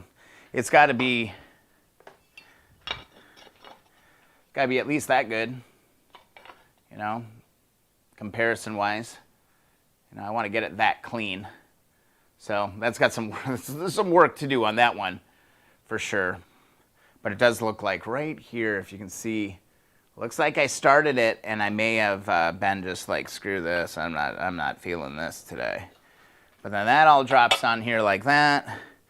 We got that other cover coming in here, so I'm going to need to do a couple covers. I'm going to need to do this cover. Oh, this sucks so bad. So here's my weekend project. Here's a project I didn't think I was going to have. So it never ends. It never ends, ladies and gentlemen. It never ends. It just keeps happening. More and more projects, more and more things to be dealing with. I'd like to get... no, I'll hold off on some of that too. That's kind of a... not going to lie, that's a little bit of a kick in the... to have that go down. But got options. Start cleaning this out, which is really miserable. I really don't want to get into that. So I'm gonna just quit on this motor right now. Gonna have to deal with that at another time. Because again, these covers have paint on them, and you got to get through the paint, otherwise you're just wasting sandpaper. You're wasting time. It just don't work. It just don't work. I got to check here real quick. I should actually check the puppy cam to make sure little baby girl doesn't need to go outside for a little bit. Because it has been 2 hours since I started the live stream. So let me just pull up the little puppy cam and see what her situation is. No, I think she may just be sleeping. Let's find out. Yep. Oh, she's good. We can continue to work. If she had to go out, she'd be laying by the door. And she ain't laying by the door. So, let's do this. Let's change gears. This freaking 125S is getting real close. Okay? So the one thing that I haven't done is put the... I haven't put the glass bead into the tires yet. So I want to read the instructions. God, that's such a sweet freaking bike. I'm so looking forward to having this one ready to go. I'm trying to see.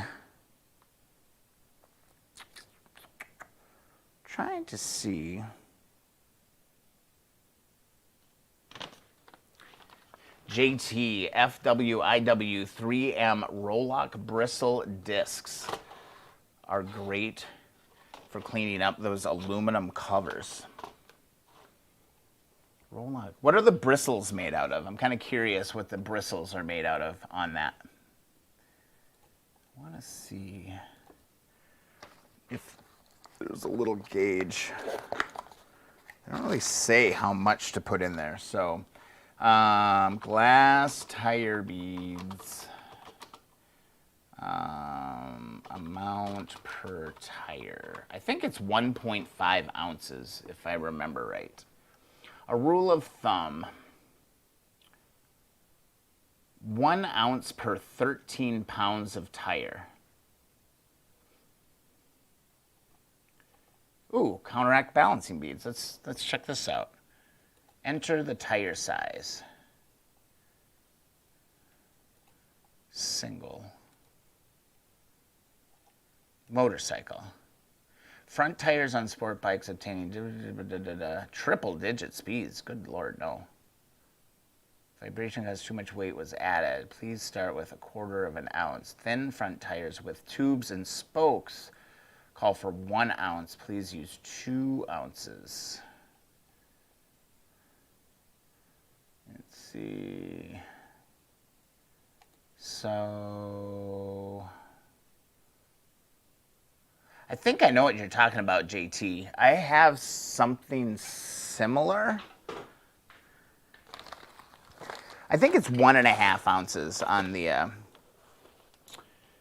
I looked it up one day. It was 1.5 on the smaller bikes. I think I have something very similar to what you're talking about. Just want to see if I can find it real quick. Yeah. You talking about this? Talking about something like that? I don't know if you can see that. Let me get my view back on. I think these were called Nyalox. But I didn't see that they took paint off. Maybe they do. Maybe they do take paint off. I'm not sure. I haven't really tried it. Now I'm freaking curious. I'm a little curious. I'm not going to lie. I'm going to grab my impact here.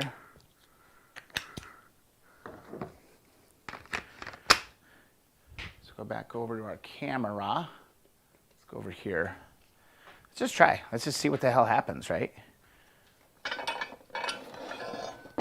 I'm a big fan of just trying stuff. Let's try it. I don't know. I feel like maybe not, but I don't know. Let's see.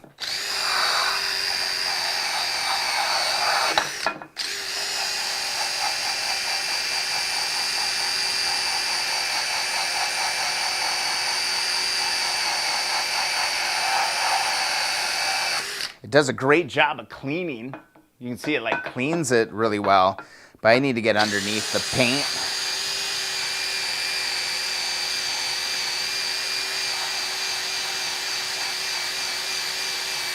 It does do a really nice job of cleaning that up though. Look at that.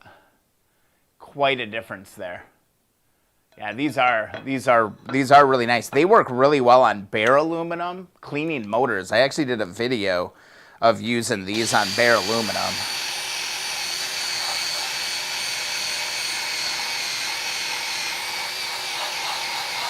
Oh, but see, you can see like the beauty right down here. Can you see this? See, look at that shiny aluminum underneath, hiding underneath that miserable paint. We're gonna have to strip it. There's no way around it. You know, we're gonna have to do the time. And I don't think I have any aircraft stripper right now. So that's gonna require a little trip to the store. But yeah, I polished though, you know, the whole Apocalypse bike. You know, the main case engine, using those Nylox brushes, and it gets it really clean. It does a really nice job. You can kind of see there.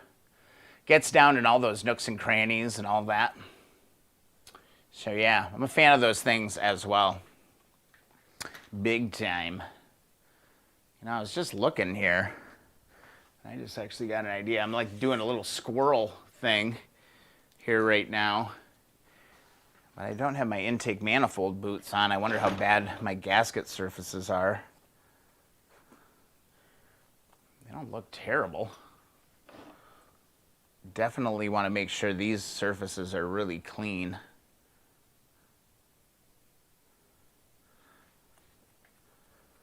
I've got brand new intake manifolds for these that we'll be putting on. So that could be a project. I think I put those someplace safe. Whatever that means. But yeah, we got this all going together. We got this going together pretty nice. I feel confident about all of this. And motor's turning.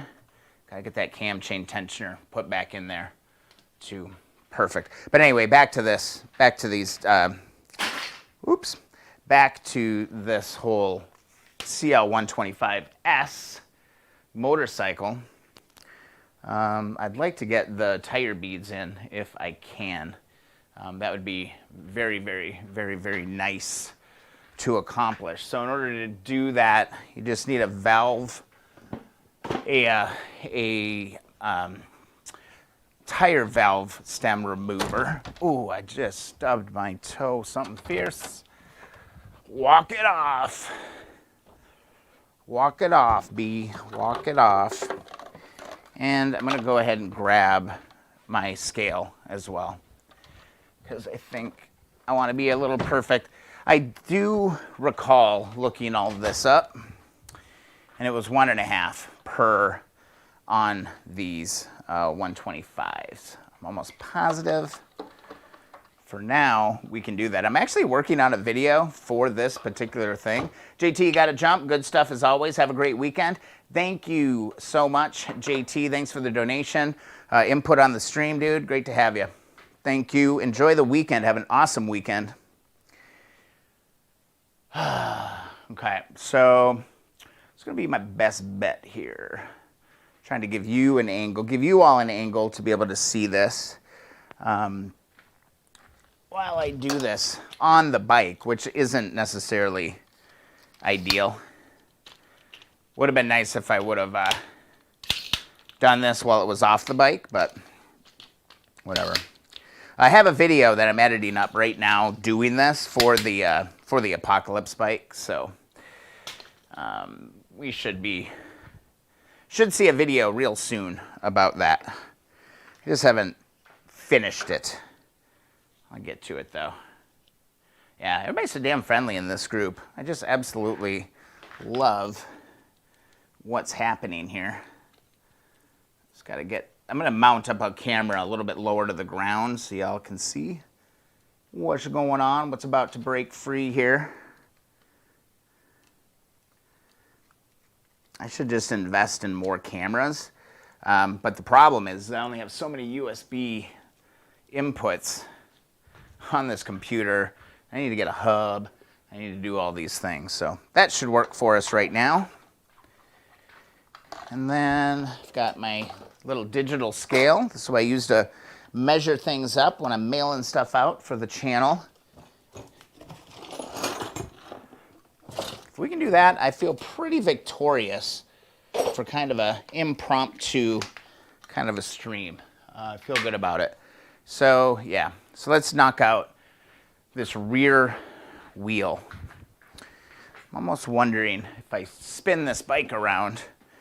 What I love about these 125s is how light they are. Basically just pick them up and move them. I think you're gonna be able to see it a little bit better if I've got the tilt going the other way. So I can move you over here, just like that. And let's do the rear one first. Just knock it out, just like that. These wheels came out so nice.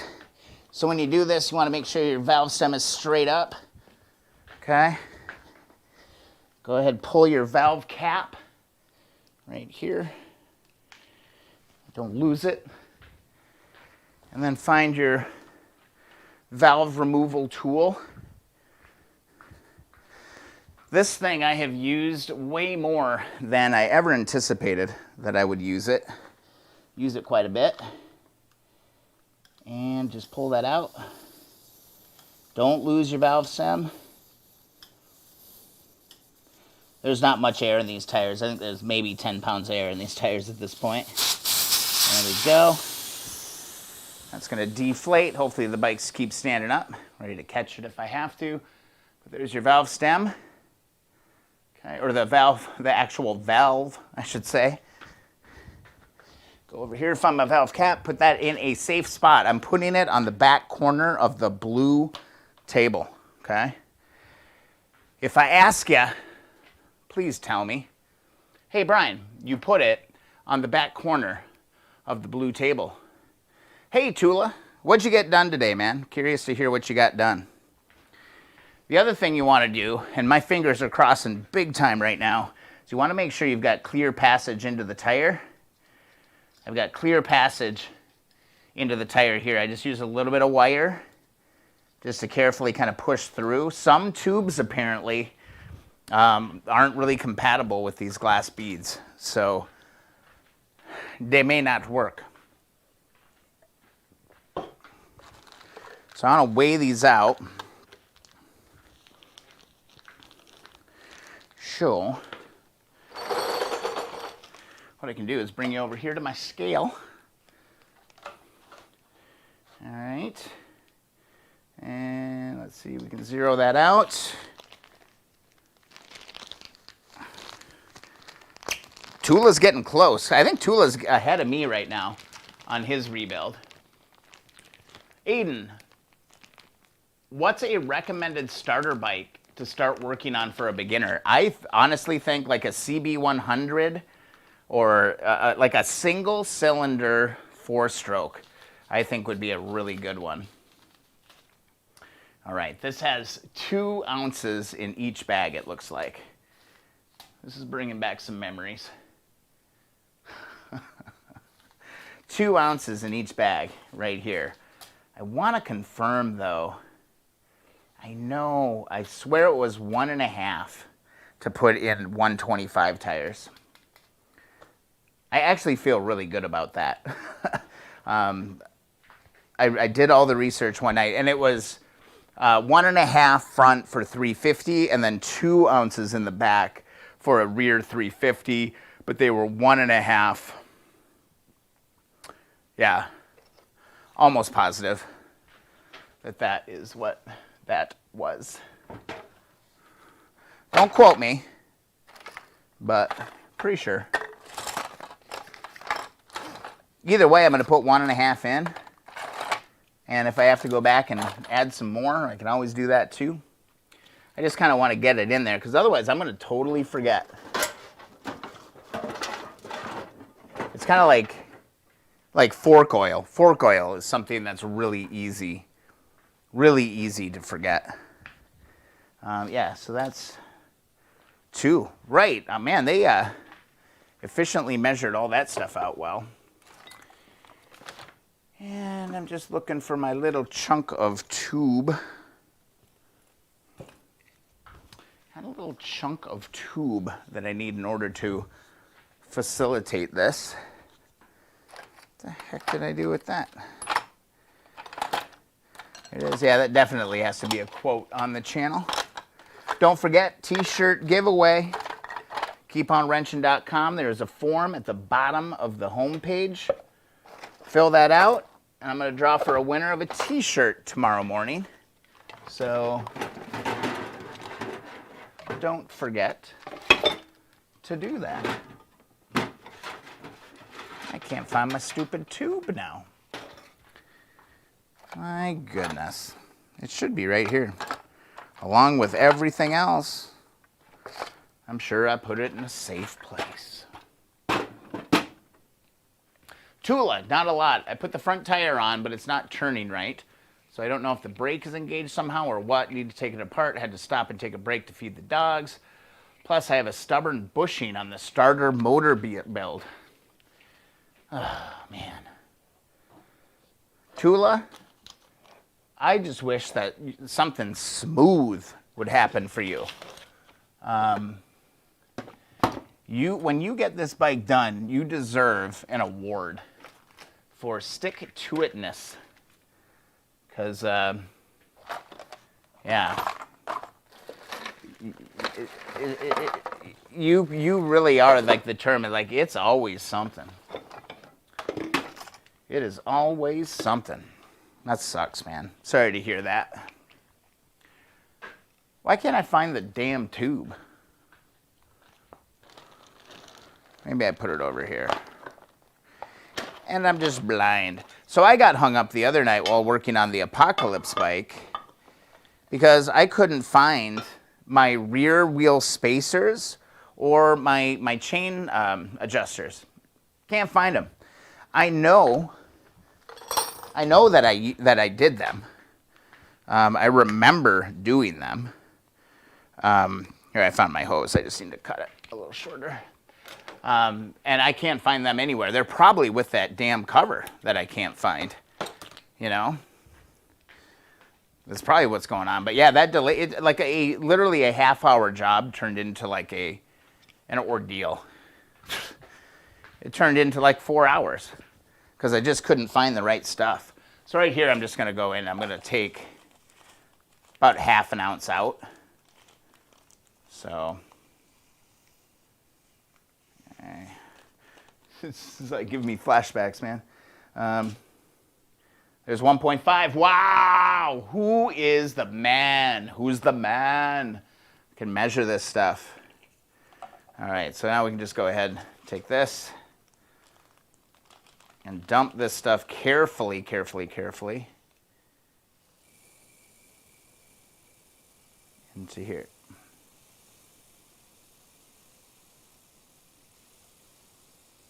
These things are bouncy buggers, man. They will go all over the place. Oh, just like that. There, I just spilled a bunch of them. It's going to be close enough. But man, they are bouncy little buggers. Gosh, then they get stuck down in this bag. And I'd like to keep this bag because these little Ziplocs are really handy for holding parts. Can reuse that. There we go. There's my 1.5. And then you've got your bottle with a little tube on it. All right, tighten that up.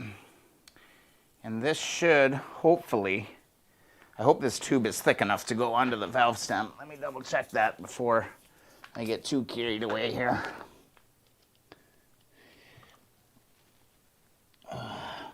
Might have to heat it up just a little bit to get it to go around.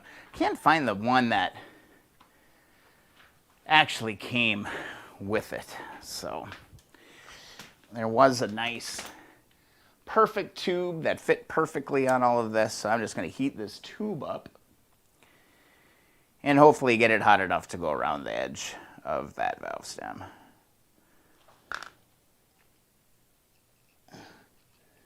Basically, all you want to do is get this tube around there so you can just slowly kind of funnel the beads in. And it's ultimately just a replacement for wheel weights.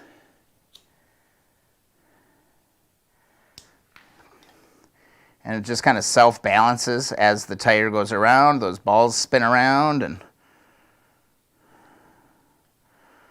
balance out your tires. This is not going to work because I need that little chunk of tube that's the right size. Oh, there. I think I might have it now.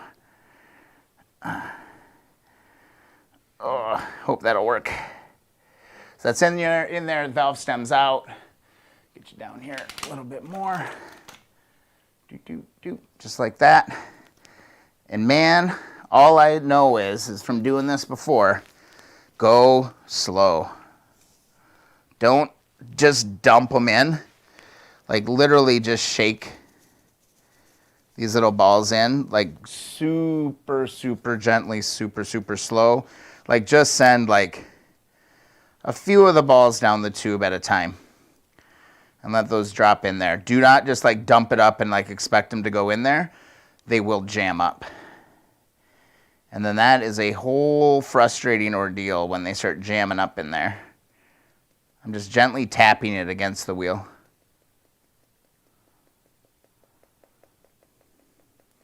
You can just slowly see those going in there. And it just gets rid of the need for the wheel weights. Just don't get greedy. Don't get greedy. Slow and steady. Like just a few are bouncing down the tube each time as I kind of tap it.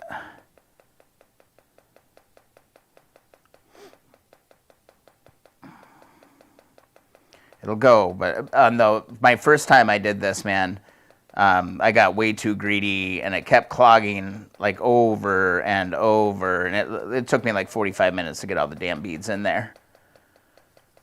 And if you just go slow, you can do it in a couple minutes. Whoops. I can just get them rolling down there just a little bit at a time. Let me see if I can give you a little bit closer look of that.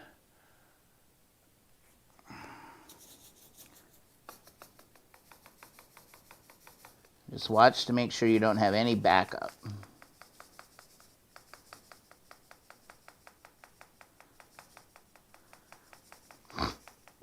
Because I tell you, if that tube, if it starts to back up and it goes into the tube, you've got one hell of a mess to clean up. These beads just go everywhere.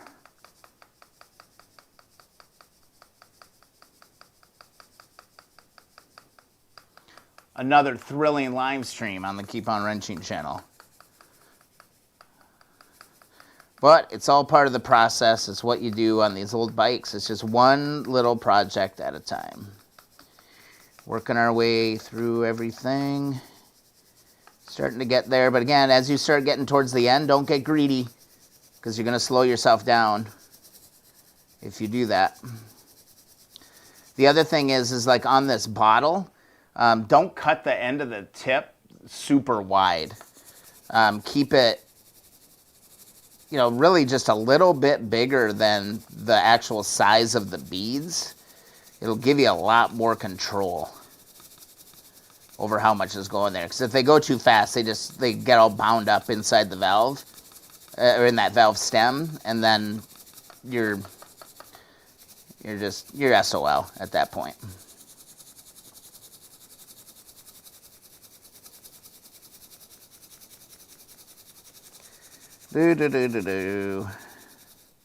It's all about just controlling the volume. And then the cool thing is I can get some air back in these tires, get them aired up properly.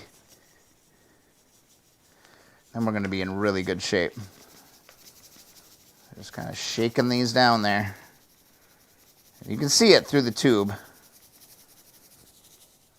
Thrilling stuff.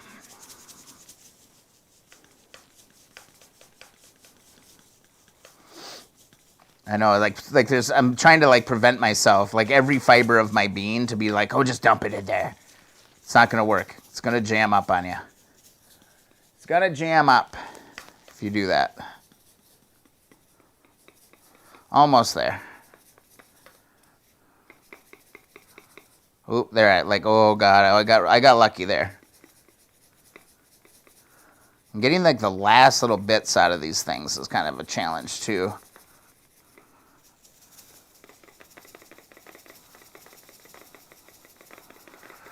There we go. I'm getting a little aggressive, I think. Just see, I'm going to keep tapping it. Oh, there, I might see. I got too carried away, and then my tube broke, or fell off the tube. Now I got beads all over. Not many fell out, but still, enough to be annoying.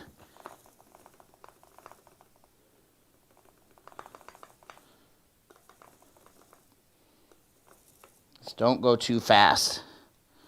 That is really the key. Don't go too fast. All right, got this. Man, it is so close. Almost done. So I'll slide this back on there. Give her one more dump.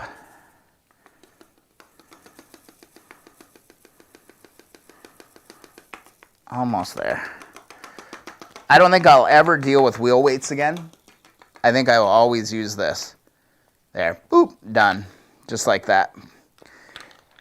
All right, now we can put the valve stem back in, and that is on the right back corner of the blue table. And we can do that. Tool Tom's asking a question. Hold up. What's going on? Oh, actually, I got to catch up a whole bunch of stuff. Okay. Sorry to keep asking questions, but where would I find torque specs I have to rebuild my forks? It all is going to be in the manual. That would be in your chassis torque specifications. That's usually in the back. Nick, you think a 350 is a good first starter bike? I wish I would have started on like a 125 or a 100. It's just everything's so simple. Oh, Tula answered the question. Great. If you over torque the front axle nut, can you bind things up? I thought everything spun on the bearings. Yeah, it should. Yeah, no. If you over torque the front axle nut, can you bind things up? No, I don't think so, Tula. I will try. After the stream tonight, I'll go out and torque the hell out of one of these and see what the hell happens. But no, I don't think so. So here I'm just putting the valve stem back in here. Simple stuff. Anybody can do it.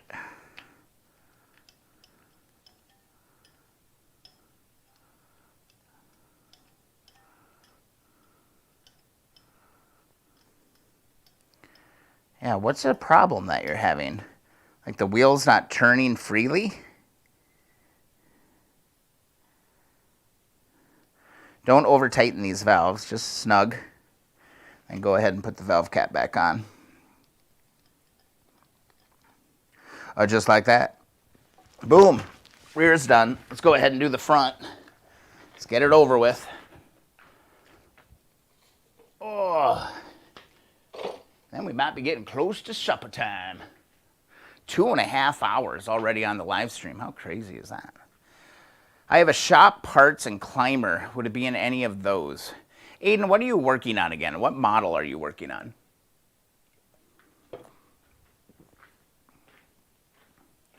go over to the front. I'm going to back the bike up a little bit.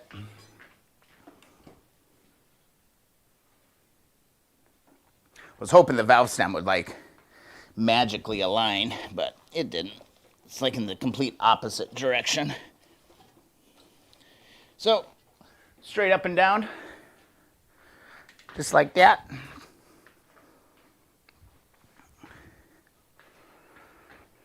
And we can dive in here and do it. Gotcha. So it's binding up.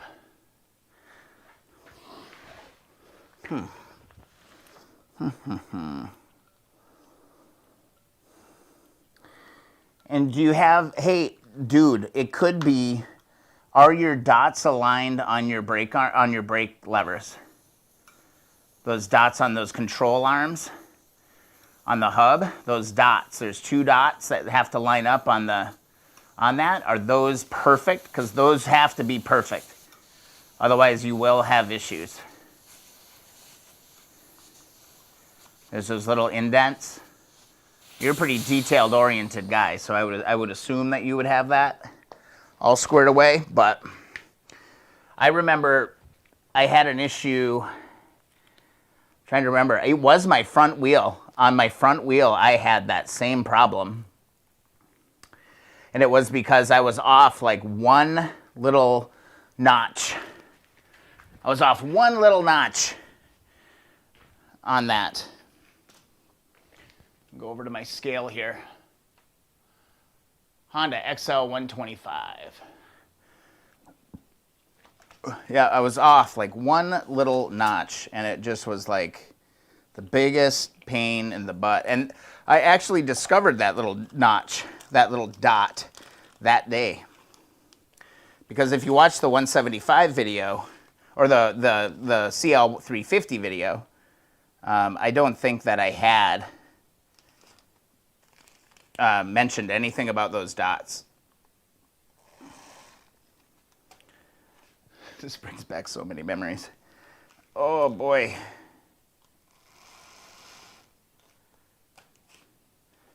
.4, we're gonna go with 1.5.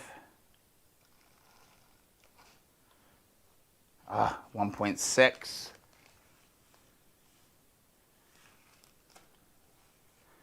There's our 1.5. Dun, dun, dun, dun, dun, dun, dun. I don't know if you can even see that, but it's 1.5. And then into our bottle, this will go.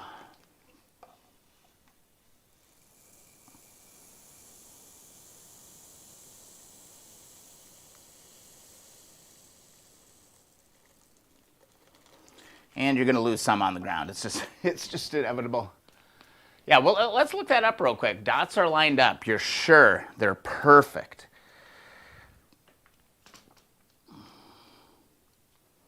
Because I thought mine were pretty damn close, but they weren't close enough. Have you tried to spin it without the brake shoes installed? That might be the next thing I would look at. Like, is it binding on the brakes? Like, maybe just pull the shoes out.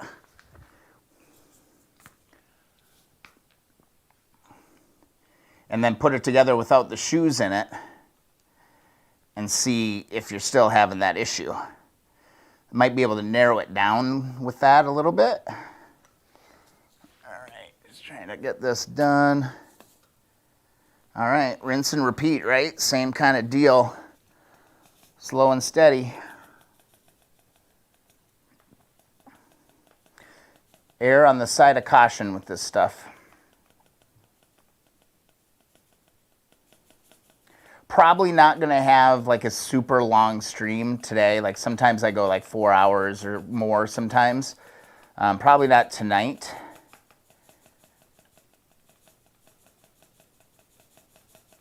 If I can make it to like that 3-hour live mark, I'm going to be really good with that. Because one, I'm starving to death right now. The change in time, I didn't even consider that maybe I should eat. And the other thing is, I got a little puppy. I gotta take care of my little puppy. Puppy's hanging out, feeling all lonely.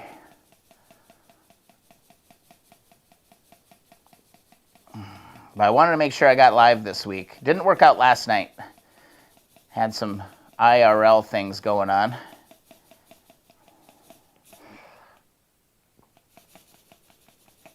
But I wanted to make sure to go live. Now, this has been fun. We're making progress, and I've identified some really good weekend projects. I'm laying on my head right now, so I can't see chat. But before we go, we're going to see if we can find a 175 torque specification for the forks.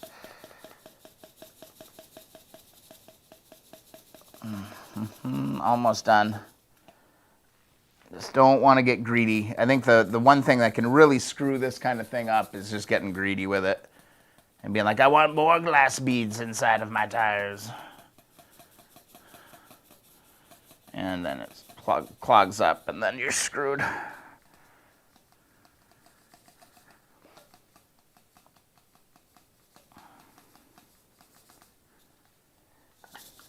There we go. I see my nozzle got clogged up. I'd much rather have the nozzle clog up than the actual valve stem.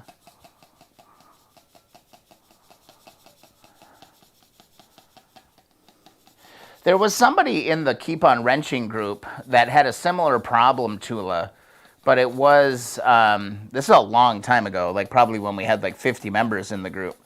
But that was on his rear wheel. I don't remember if we ever solved that problem. But I'm curious to see if, like, without the brake shoes, if the issue persists or not.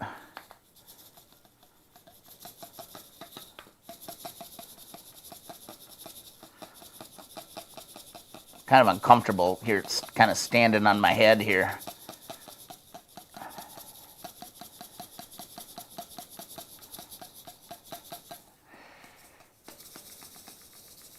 Let's see there, I'm getting a little carried away. Gotta slow down.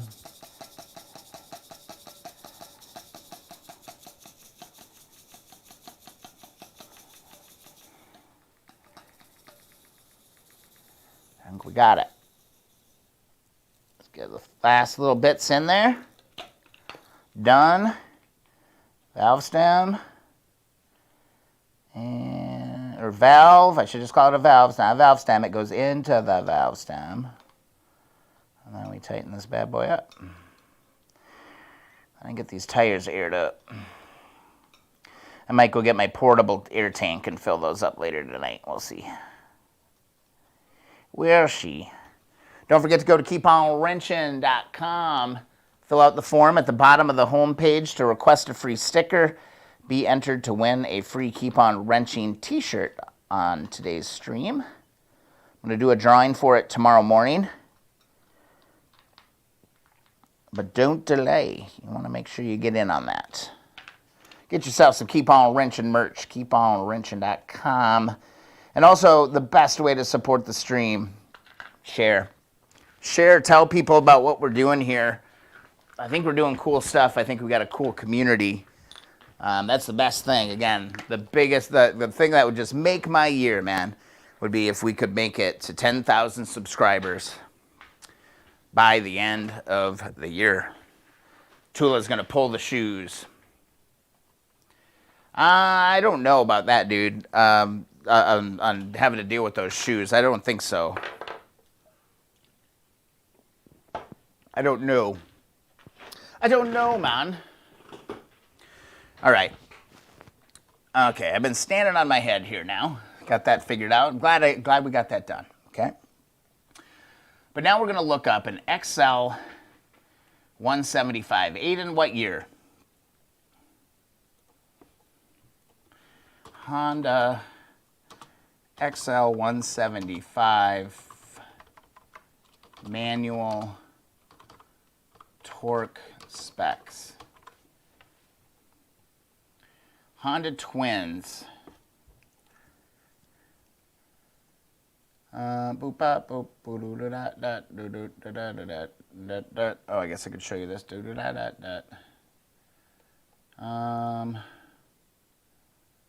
Page cannot be found. Let's see if we can find this real quick.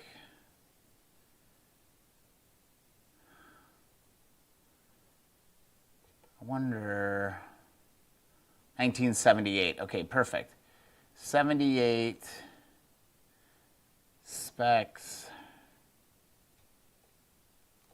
Let's get super specific.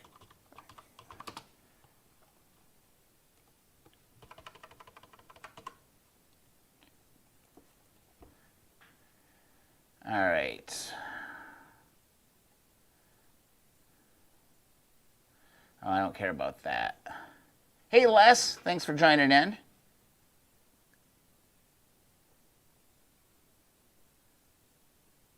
Technical specifications.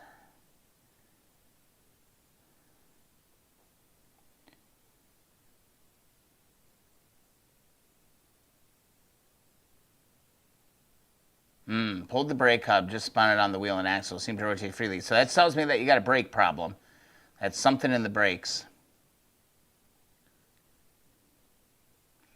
Ooh, that's a cool looking bike. Aiden, that's a cool looking bike. View the manual. It looks like a shady link though. I don't really want to.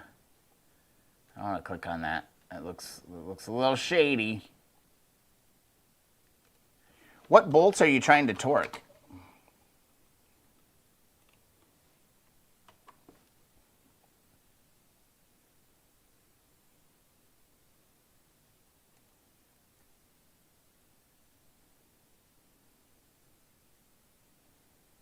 Question is, how tight do these have to be when replacing them? So these are the bolts at the bottom of the forks. That's for a 550 though. That's not right.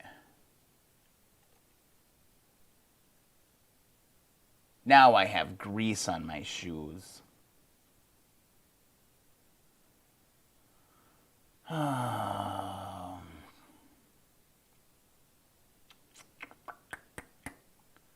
Fork values. Oh, the steering. Oh, like that hold your bars? I don't think there's a torque spec in that. I think that. Let me look. Let me see if I can find this. Honda. I think it's 3. I think it's more about how you install the little brackets. Yeah. Honda 350 handlebar mount.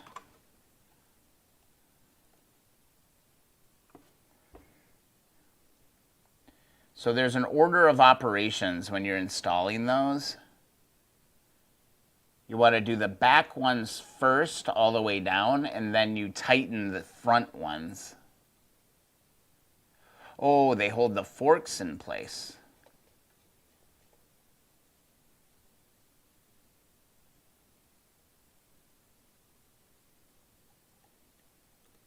Yeah, there should be. Okay, I think I know what you're talking about.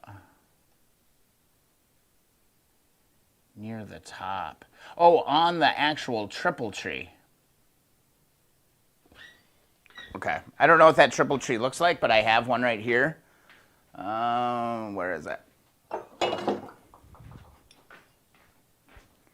So Aiden, let me see if you can see this. Are you talking about these? Like these right here? There's a bolt that goes in here. You're wondering what that kind of torque is? Like here's a triple tree here. Like these. Is that what you're talking about? Let me know. You'd think we'd be able to find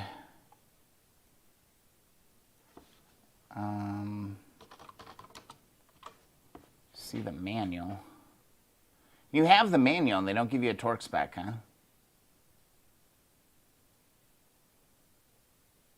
Gotcha. Perfect. Okay, I'm reading what you're writing here. Let's do TOR. See if we can get lucky on an image.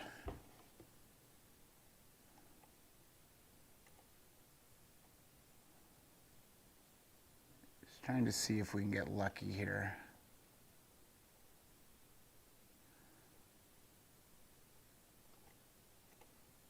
Sometimes service manuals. Open a new tab.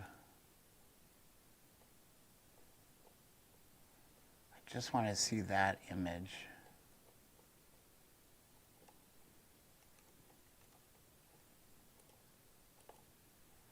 Open image in new tab. There we go.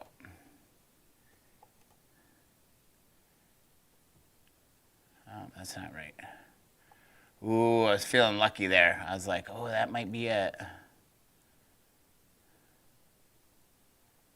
Service manuals.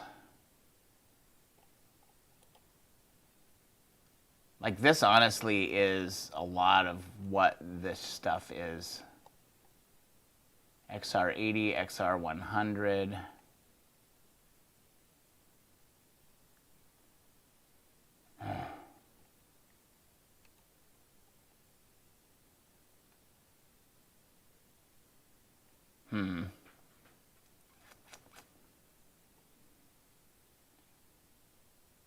XR175.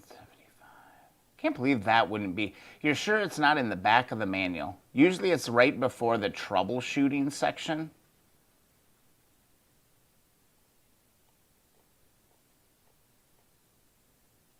Usually it's right before the troubleshooting section.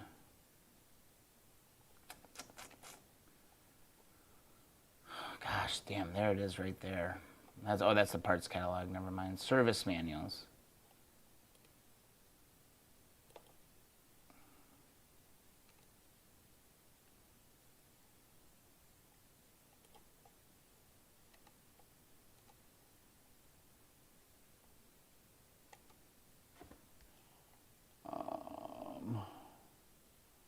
Dimensions, frame. Yeah, that's not going to give us anything there either. Oh, man. I hate these puzzlements, man. I hate these things that should seem so simple. But yet we cannot find them.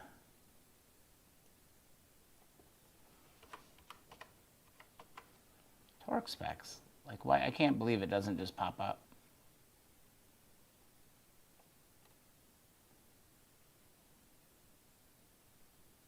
I'm not clicking that link.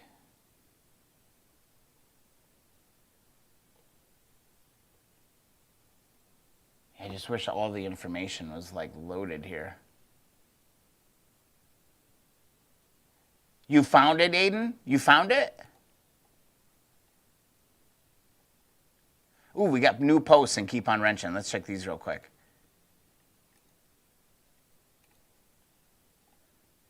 Let me refresh here.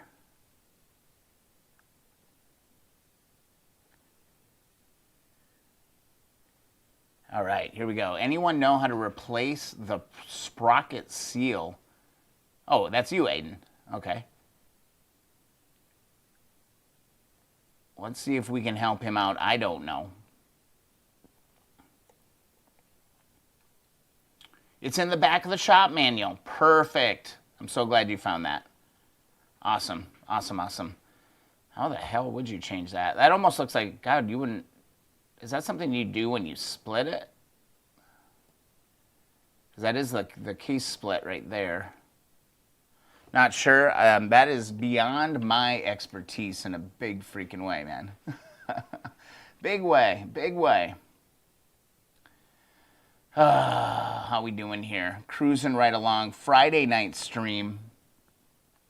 Billy Pilgrim. Thanks, Billy. Upper triple clamp to front forks. The 8mm gets 13 to 17, but do not clamp without the special washer, the D washer. The D washer is extremely important. Billy, that may have just saved this guy's build. The fact that you just chimed in with that is very, very key. Aiden, pay attention to what Billy just said here. There is a special D washer in the middle of those bolts. Make sure you have those, because otherwise when you go and torque that, you are going to break that triple tree clamp. I think I have one. I'll show you what's going to happen. And I think I even have one of those.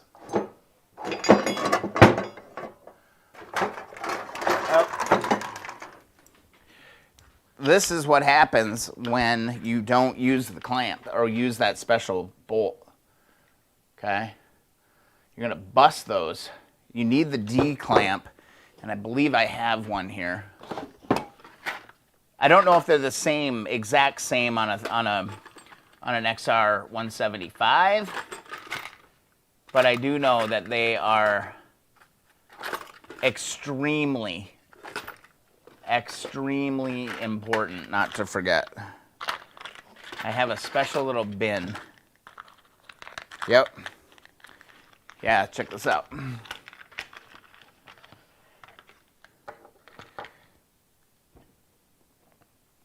That. Get my head out of the way. How do I get my head out of the way? There, see, it's like a little D. There you go. There you go. That's what they look like on a 350. Okay? Do not forget that. Billy, that's pure gold right there, what you just said. You may have just prevented a major catastrophe. Billy, awesome. Good stuff. I've been told you don't have to, but it's hard. You have to have that washer. Otherwise, you're going to end up with something that looks like that, and you do not want that. You do not want that, man. Yeah, that's like whenever I see one of those little D washers, I'm always like, oh, damn, there it is, there it is. Those are important. Put that in special box. That's usually what I do, you know? And I keep those. So, yeah, seriously, good stuff, Billy. Thanks for joining the stream tonight. Be sure to go to keeponwrenching.com and request that free sticker. Anybody chiming in chat, I don't care who you are, go to keeponwrenching.com. There's a form at the bottom here. I will send out a free sticker. It doesn't matter where you are in the world. I will find a way to get you a Keep On Wrenching sticker. And also during the stream tonight and until and until about 8 a.m. Eastern U.S. time in the morning, I'm going to do a drawing for a Keep On Wrenching t-shirt. So somebody's getting a t-shirt tonight, but you got to go sign up for the stickers. Anybody who signs up to receive a sticker before 8 a.m. tomorrow morning are in the drawing for the t-shirt. But either way, you're going to get a sticker. So if you're new to the stream, please go and do that. Also, don't forget about the Keep On Wrenching community group. If you're not a member yet, please join. I mean, if you're hanging out on this stream for any period of time, you should be a part of the Keep On Wrenching community group. We're 360 members strong, and it just keeps growing. And it's a really good, honest group of people, very supportive group of people as well. And I super, super, super much enjoy it. And we're rolling on this YouTube channel, man. We're getting so close. We're getting so close. I wonder if we... oh, there we go. We bumped up a little bit. All right, we're at 8,250 now, so we're moving forward on that. That's fantastic to see. The other night, again, I was looking at one of my previous videos and just kind of staring at things and being like, wow, look how far we've come on this. I don't know if I can find that video fast enough, but oh well, it doesn't really matter. How to install motorcycle tires. I was really hoping that one was going to do a little bit better. Didn't do so great. 100. God, where was that video? Yeah, I was just like, oh yeah, here it is. This darn little 125. There was an assassin. Make noise so I don't get demonetized. La la la la la la. Okay, hey guys, cool. At BB Matson here. That's the same bike. Rolled another one into the shop. A 1974 CL 125. And I tell you what, it is pretty much complete. Super happy to see that. That's the same bike. Shield on that. Don't have to go hunting down for one of those. And look at that cute little single cylinder, small little carburetor. The gas tank has definitely seen some better days, but when you look inside, it doesn't look too bad on the inside. Isn't that something? We'll have to go and dive into that. On the bike, 3,636 miles. Hopefully 36 is a lucky number on this bike. But man, I've been seeing this one on Facebook Marketplace for probably about a month. I almost pulled the trigger once, almost pulled the trigger another time. And finally today, I said, let's go for it. Check it out. Love the history on this. 1982. Look at how freaking cool that is. Registered vehicle. How cool is that? The biggest issue I'm seeing What a difference. so far is what a freaking difference, man. Mangled, so probably be looking for another one, see what's interchangeable, see if maybe I have something that's going to work. But how cool is this? Both the labels, both the badges are on the tank, so that's awesome to see. I'm going to need a little bit of work, but man, look at the seat. The seat is impeccable. It's not a rip, not a tear in that seat. And then there's that CL exhaust right there with the heat shield. All sitting there all nice. The only thing I'm really noticing that I'm missing Just blows me away to be able to look back on some of this content. I've never worked on a 125 before. And to see how far it's all come. Honestly, just a really, really... So much fun. Very, very, very, very rewarding. Super rewarding. This has been a fun little steady stream. We started a little bit earlier than normal. Just got some life stuff going on. But I just couldn't not stream this week. So first of all, I really want to thank JT coming in. I don't hear this sounder very often, and it really made my freaking day when he fired it off.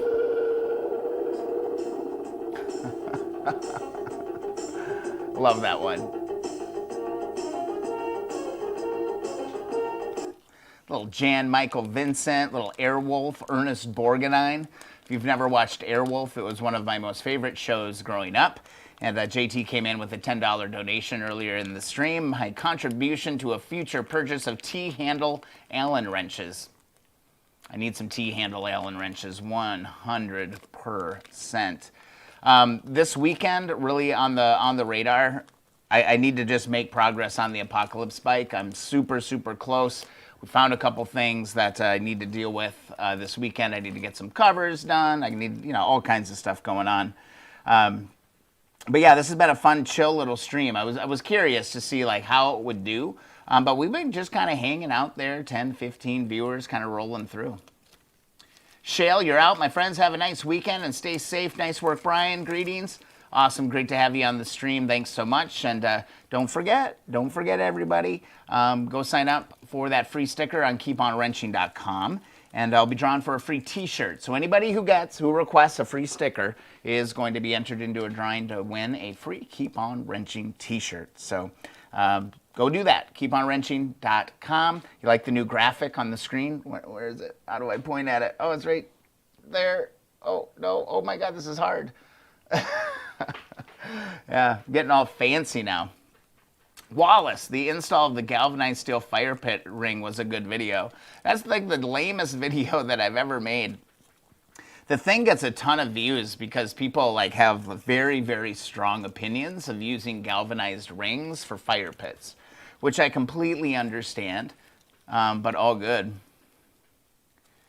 Jacko's coming in. Oh man, all the usual suspects are starting to crawl in at the usual times. And oh my God, I'm going to need to bounce here for a little bit. Or maybe I take like a 10, 15 minute break, but I do need to walk away from the stream here for a while. Everybody's rolling in there. Hey, anybody who's just rolling in now, make sure to go to keeponwrenching.com, t-shirt giveaway. Just go sign up for the free stickers, bottom of the home page. I want to make sure everybody gets in on that. So go request a sticker. Even if you've requested one in the past, anybody who does that, I'll go and do a drawing for a free t-shirt tonight. So yeah, cruising along. We've been going for 3 hours already. We started at 4 o'clock. Probably not the best time, but it's really where I could kind of fit the stream in. And also I wanted to give Fridays just a little bit of a try. Wallace, when I throw the ring in for the location, yeah, it was real scientific, wasn't it? I just was like, that works. It's fine. Yeah, that was a long time ago. That video is from a very, very, very long time ago. But I think the controversy behind using a galvanized ring for a fire pit, which it was sold as a fire pit ring when I bought it. So whatever. Shale, you're welcome, Brian. Thanks for the sign up. And like the blue shirt, man. Awesome. Thanks. I'm glad you like the shirt. Unfortunately, I gotta blow out of here, okay? It's going on 7. Got things to do. Got a little pupper to take care of here. And she's been so good this whole time, just kind of chilling and waiting for me to be done. And just some IRL stuff. It's Friday night. Lots of work coming up this weekend. I hope to be out in the garage quite a bit, working and getting that Apocalypse bike rocking and rolling. We made some progress on that motor today. I just need to get the covers done, button it up, see what the hell happens, right? So big thanks to JT Trav for hopping in. Wallace, Jacko, thanks for showing up. I'm sorry, I gotta roll. Aiden, thanks for becoming a member of Keep On Wrenching group. Billy, excellent insight there, throwing that in there with the D-ring or that special washer in between there. Yeah, Tula, I hope you have good luck. Let's figure out that brake thing. We can talk later or something too. No worries on that. Les is hanging out. We got all the OGs in here, and we got a nice mix of new people, which honestly was part of the reason why I wanted to try a little bit different time too, to see if we could find some more people and kind of build this channel up a little bit. Again, the best thing you can do to support Keep On Wrenching, and you know, the better the community I can build, the more I can justify putting time into live streaming or building more videos and things like that. So number one thing you can do to help is share and like and comment on the videos and stuff when they come out. If you think one of the videos is going to be able to help somebody, share the video. If you know a fellow biker who is trying to fix these old motorcycles or just likes wrenching, or if you just enjoy what the hell's going on in this channel, please share it with your friends. Let's get this thing rolling, man. I'm gonna be bummed, man, if we don't get to 10K at the end of the year. Mathematically, it's possible, but I'm gonna need your help in order to kind of push it over the edge. So all kinds of good stuff. Shale was in. Let's see, going through here. Jeffrey was in for a while. Of course, Claire was in early on. She had to go pick up her truck, I think is what she said there. Nick James also hanging out. So a good stream, a little bit shorter than what we normally do, but we did do 3 hours, 2 minutes, 52 seconds. It's time to call it.